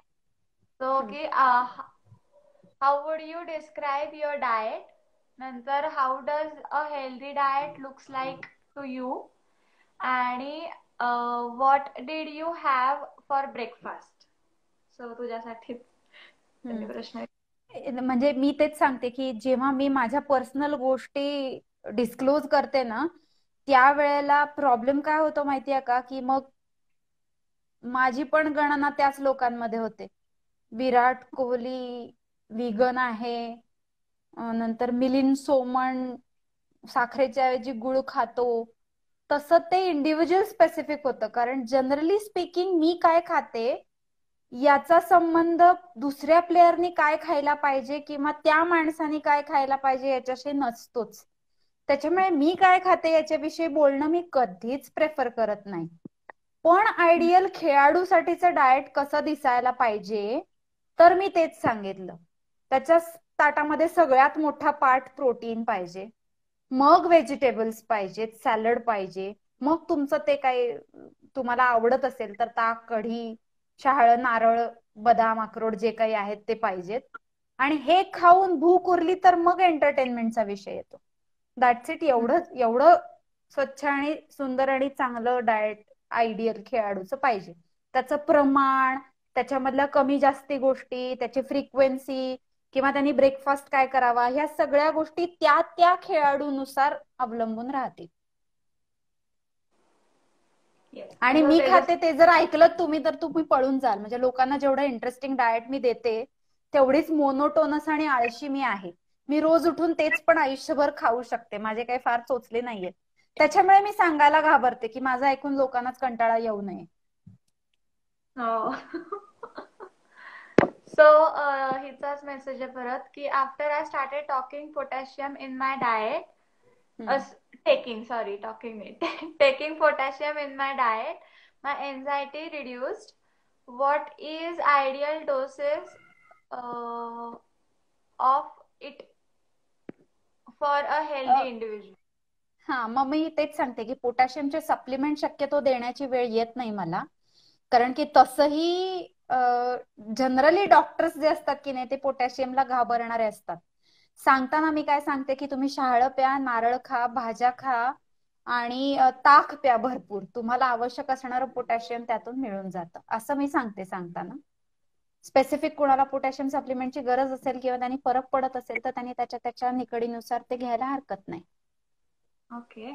टीम जे बारचा आलाय की मॅडम डार्क सर्कल्स कसे घालवायचे और स्किन हेल्थ कशी जपायची. काय रे गोविंद, तुला काय स्किनचा प्रॉब्लेम आहे? एवढा गोमटा तर आहेस की. पण तरी मी तुला सांगते, नीट झोपलं नाही की डार्क सर्कल्स येतात. रात्री नीट झोपायचं, सोशल मीडिया पासून लांब राहायचं, सकाळी उठल्यानंतर व्यवस्थित तोंड धुवून स्वच्छपैकी छान मेडिटेशन करायचं आणि चांगला सकस आहार खायचा.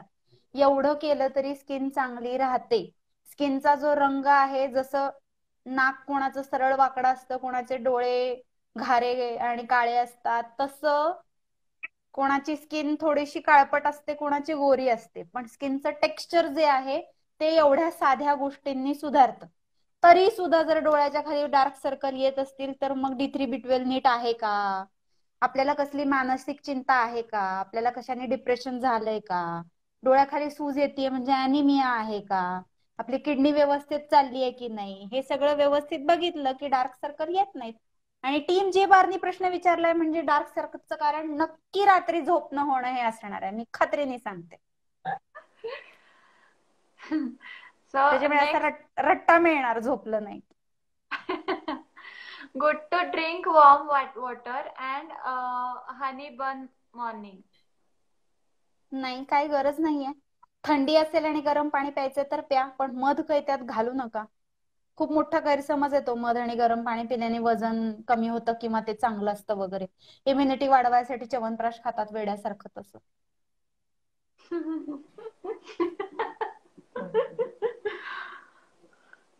ओके.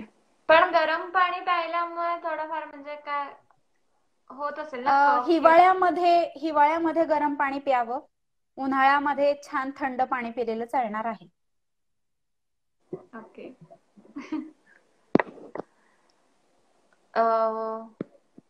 जॅगरी इज ओके असं कारगी म्हणतीये. तिचा प्रश्न आहे का तिचं स्टेटमेंट आहे? प्रश्न आहे. मला सांगशील तर मी सांगते. साखर आणि गुळ सख्खे चुलत बहीण भाऊ आहेत. एक चांगला आणि दुसरं एकदम वाईट असं कधीच नसतं. म्हणजे गुळ खाल्लास तर तो रक्तात कधीच गुळ म्हणून सापडत नाही आणि साखर खाल्ली तर ती साखर पण सापडत नाही. त्या दोन्हींचं एकच रूप तयार होतं आणि तेच साखरेत सापडतं, आपलं रक्तात सापडतं. त्याच्यामुळे एक चांगला दुसरा वाईट असं नाहीये. कारण मला सांगताना लोक म्हणतात आम्ही रामदेव बाबांची गुळाची पावडर घेतो, मग ती चांगली असेल ना. म्हणलं खा प्रसाद म्हणून, दुसरा त्याचा काय उपयोग नाहीये. तर साखर आणि गुळ हे दोन्ही सेम आहेत. विचार करा ना, त्यांची कुशी सेम आहे, दोन्ही उसापासूनच येतं, त्याचा एकच होणार पचल्यानंतर.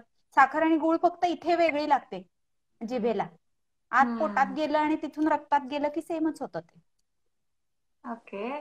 आणि नेक्स्ट आहे की किड्स, क्वेश्चन संपतच नाहीये, भरपूर येतात. सो हा एक किड्सला दोन. हा. करूयात आणि मग थांबूयात. की किड्सला फ्रूट कुठली द्यावी, बनाना, ऍपल? बनाना आणि ऍपल पण नाही, मी सांगते कुठली फ्रुट्स द्यायची मुलांना. आता जांभळाचा सीझन चालू आहे ना, जांभळं द्यायची मुलांना खायला, करवंद द्यायची. त्याच्यानंतर जेव्हा हिवाळा येतो त्यावेळेला आवळे येतात, तुरट आणि छोटे मोठे दोन्ही आवळे येतात, ते आवळे द्यायचे. त्याच्यानंतरच्या सीझन मध्ये साधारणतः हिवाळा संपून स्प्रिंग आला, वसंत ऋतू आला की कैऱ्या लागायला लागतात पाडाला, त्या कैऱ्या द्यायच्या, चिंचा द्यायच्या. त्याच्यानंतर सुका रानमेवा ज्याला आपण म्हणतो की नाही, तो सगळा मुलांना द्या. ऍपल आणि बनाना दोन्ही आता चांगले राहिलेले नाहीयेत, त्याचा आग्रहच मुलांना करू नका. आणि अगदीच हवं असलं तर थंडीच्या सीझन मध्ये डाळिंब दिलं मुलांना तरी चालेल. याच्या व्यतिरिक्त कुठल्याही फळांची मुलांना गरज नाहीये. Okay. Next, jaggery worth for an athlete? Is jaggery worth for an athlete? नाही, ऍथलीट साठी प्रोटीन, दॅट्स इट.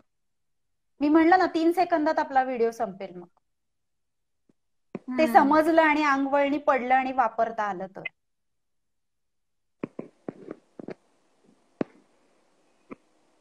नाही पण म्हणजे गुळ नाहीच, म्हणजे नाहीच खाऊ शकत. खाऊ शकत म्हणण्यापेक्षा बेस्ट बँग फॉर युअर बक.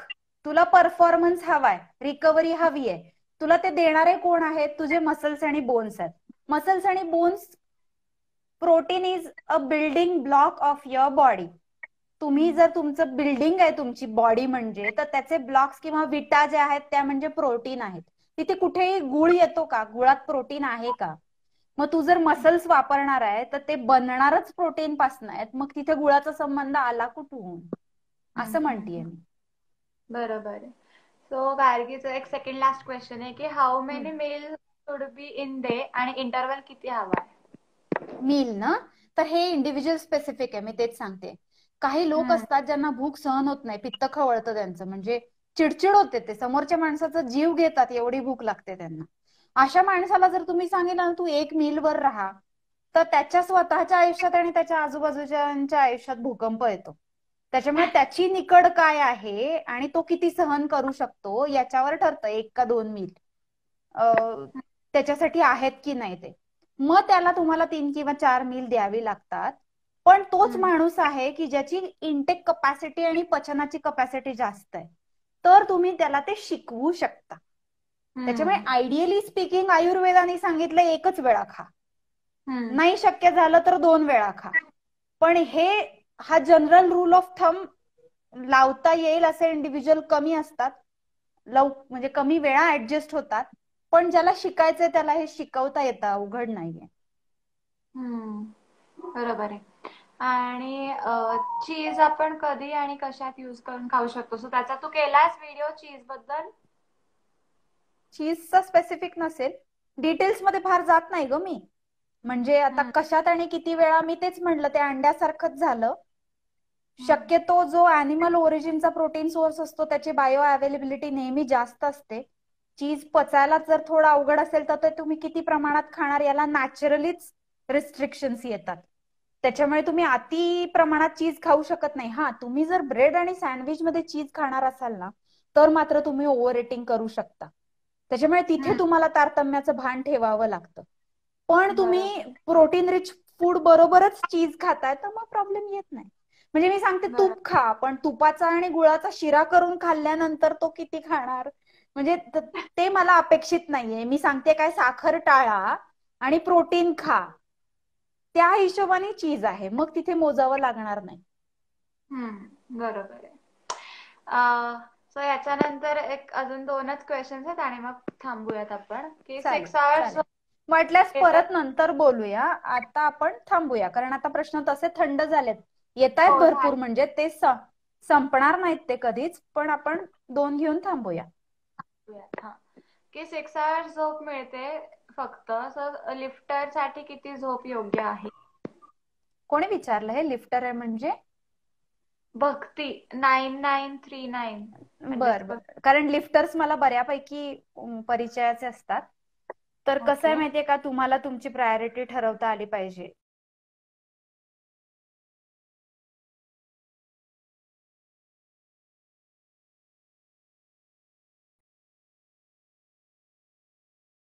त्याचा हिशोब करा. लिफ्टर असाल तर एका ठराविक याच्या पुढे तुमची प्रगती होत नाही, झोप आणि खाणं नीट नसेल तर. त्याच्यामुळे झोपायलाच पाहिजे. म्हणजे 6 तास नाहीये, हम्म. नक्कीच कमी आहे खूप. आणि मग बाकीचा वेळ तुम्हाला नोकरी आहे, काम आहे, ठीक आहे. पण मी सांगते, जर ठरवलं तर नोकरी करणाऱ्या माणसालाही वेळ काढता येतो 7.5 ते 9 तास झोपेसाठी. नक्की काढता येतो. हो, तुझा स्वतःचाच म्हणजे तू आता सध्याला 8:30-9 वाजता झोपून जातेस ना? अगं मी कुंभकर्ण आहे. म्हणजे मी खरंच कुंभकर्ण अशीर असं मला वाटतं. म्हणजे मी रात्री जरी 9 तास झोपले आणि तुम्हाला दिवसा म्हणालीस हा इथे झोपून दाखव, तर मी झोपू शकते. आणि असं आजूबाजूला दंगल वगैरे पेटलेली आहे आणि मला तू सांग इथे झोपायला, त्याच्यामुळे त्या बाबतीत मी एकदम सुखी आहे. मला झोप येते, त्याच्यामुळे मी झोपते. माझी रिकव्हरी होते नाही होते तो भाग वेगळा, पण प्रत्येकाची गरज वेगळी आहे, मी म्हणते ना जशी. त्याच्यामुळे आयडियल रुटीन जर तू म्हणशील ना, तर 10 ते 6 हे तर ठरलेलं आहे. ते सगळ्या लोकांना माहितीये, 10 वाजता झोपायला पाहिजे, 6 वाजता उठायला पाहिजे. पण इतकी हम्म. व्यवधान असतात की ते चालू राहत नाही किंवा होऊ शकत नाही. हम्म. पण तुम्ही ऍथलीट आहात तर तुम्हाला सर्टन गोष्टींना प्रायोरिटी द्यायला लागते. तिकडे जळलं सगळं गेलं मसणात म्हटलं तरी चालेल, पण वेळच्या वेळी झोपणं, वेळच्या वेळी खाणं आणि वेळच्या वेळी ट्रेनिंग करणं. आणि मग अनफॉर्च्युनेटली तुम्ही स्वतः कमावणारे ऍथलीट आहात की तुमच्यावर घर अवलंबून आहे, तर तुमच्या त्या कामाची वेळ, या प्रायोरिटीज तुम्ही, तो यज्ञ आहे मी म्हणलं ना तुम्हाला, त्याला त्या संविधानची आहुती तुम्ही नाही दिली तर तो सफल होत नाही. तुम्ही आठवून बघा, साधं तुम्हाला निबंध लिहायचा असतो. तुम्ही बालवाडीमध्ये अ आई लिहायला सुरुवात करता आणि तुम्हाला 8वी 9वीला निबंध असतो. म्हणजे 8 आणि 3 10 वर्ष तुम्ही शिकता, तेव्हा तुम्हाला एक पान निबंध लिहिता येतो. काही लोकांना तो आयुष्यभरही लिहिता येत नाही, ती गोष्ट वेगळी. पण तुम्हाला ऍथलीट व्हायचं असेल तर 5 वर्ष तरी या बेसिक गोष्टी किमान लक्ष देऊन करायला पाहिजेत की नाही. म्हणूनच मी बरोबर. म्हणते, मी ऍथलीट व्हायचं ठरवलं, त्या गोष्टीला अजून 5 वर्ष झालेली नाहीयेत. आणि माझा नक्की विश्वास आहे की पहिल्या 5 वर्षात मी कुठेतरी पोहोचेन आणि पुढच्या 5 वर्षात माझ्या हातून नक्की काहीतरी चांगलं होईल. पण त्याच्यासाठी पेशन्स आणि शिस्त लागते. आणि ती ज्याच्याकडे असते ना, तोच ठरवतो मला ऍथलीट व्हायचंय ते. त्याच्यामुळे ती काही अवास्तव अपेक्षा नाहीये. त्याच्यामुळे ते होतं. झोप घ्यायला पाहिजे, नीट खायला पाहिजे, ट्रेनिंगकडे लक्ष द्यायला पाहिजे, ही खरी गोष्ट आहे. येस. सो लास्ट क्वेश्चन आहे हा की विच आर कॅल्शियम फूड. हा, फूड विचारलं हे चांगलं आहे, सप्लिमेंट विचारलेलं नाहीये. कारण बऱ्याच लोकांना मुतखडे होतात, म्हणजे नुसतंच कॅल्शियम घेतात, D3 घेत नाहीत त्याच्याबरोबर, आणि कॅल्शियमची कमतरता पण नसते. तर generally speaking protein rich food जे असतात की नाही, त्यांच्या बरोबरच कॅल्शियम असतं. त्याच्यामुळे तुम्हाला वेगळं कॅल्शियमचं फूड म्हणून घेण्याची गरज पडत नाही. तुमचा हाडं जे आहेत त्याच्याबरोबर सगळीच मिनरल, कॅल्शियम बरोबर मॅग्नेशियम, सगळीच मिनरल्स इम्पॉर्टंट असतात. आणि होल फूड तुम्ही खाता त्यावेळेला त्याच्या बरोबरच ती जातात. त्याच्यासाठी वेगळं तुम्हाला कॅल्शियम साठी म्हणून वेगळं फूड घेण्याची गरज पडत नाही. ओके. आज अलाक्रिटीला तू आम्हाला बोलायला आलीस आमच्याशी, आणि मी नक्कीच आमच्या इथल्या मुलींना तुझ्या इथे पाठवेन. So thank you so much.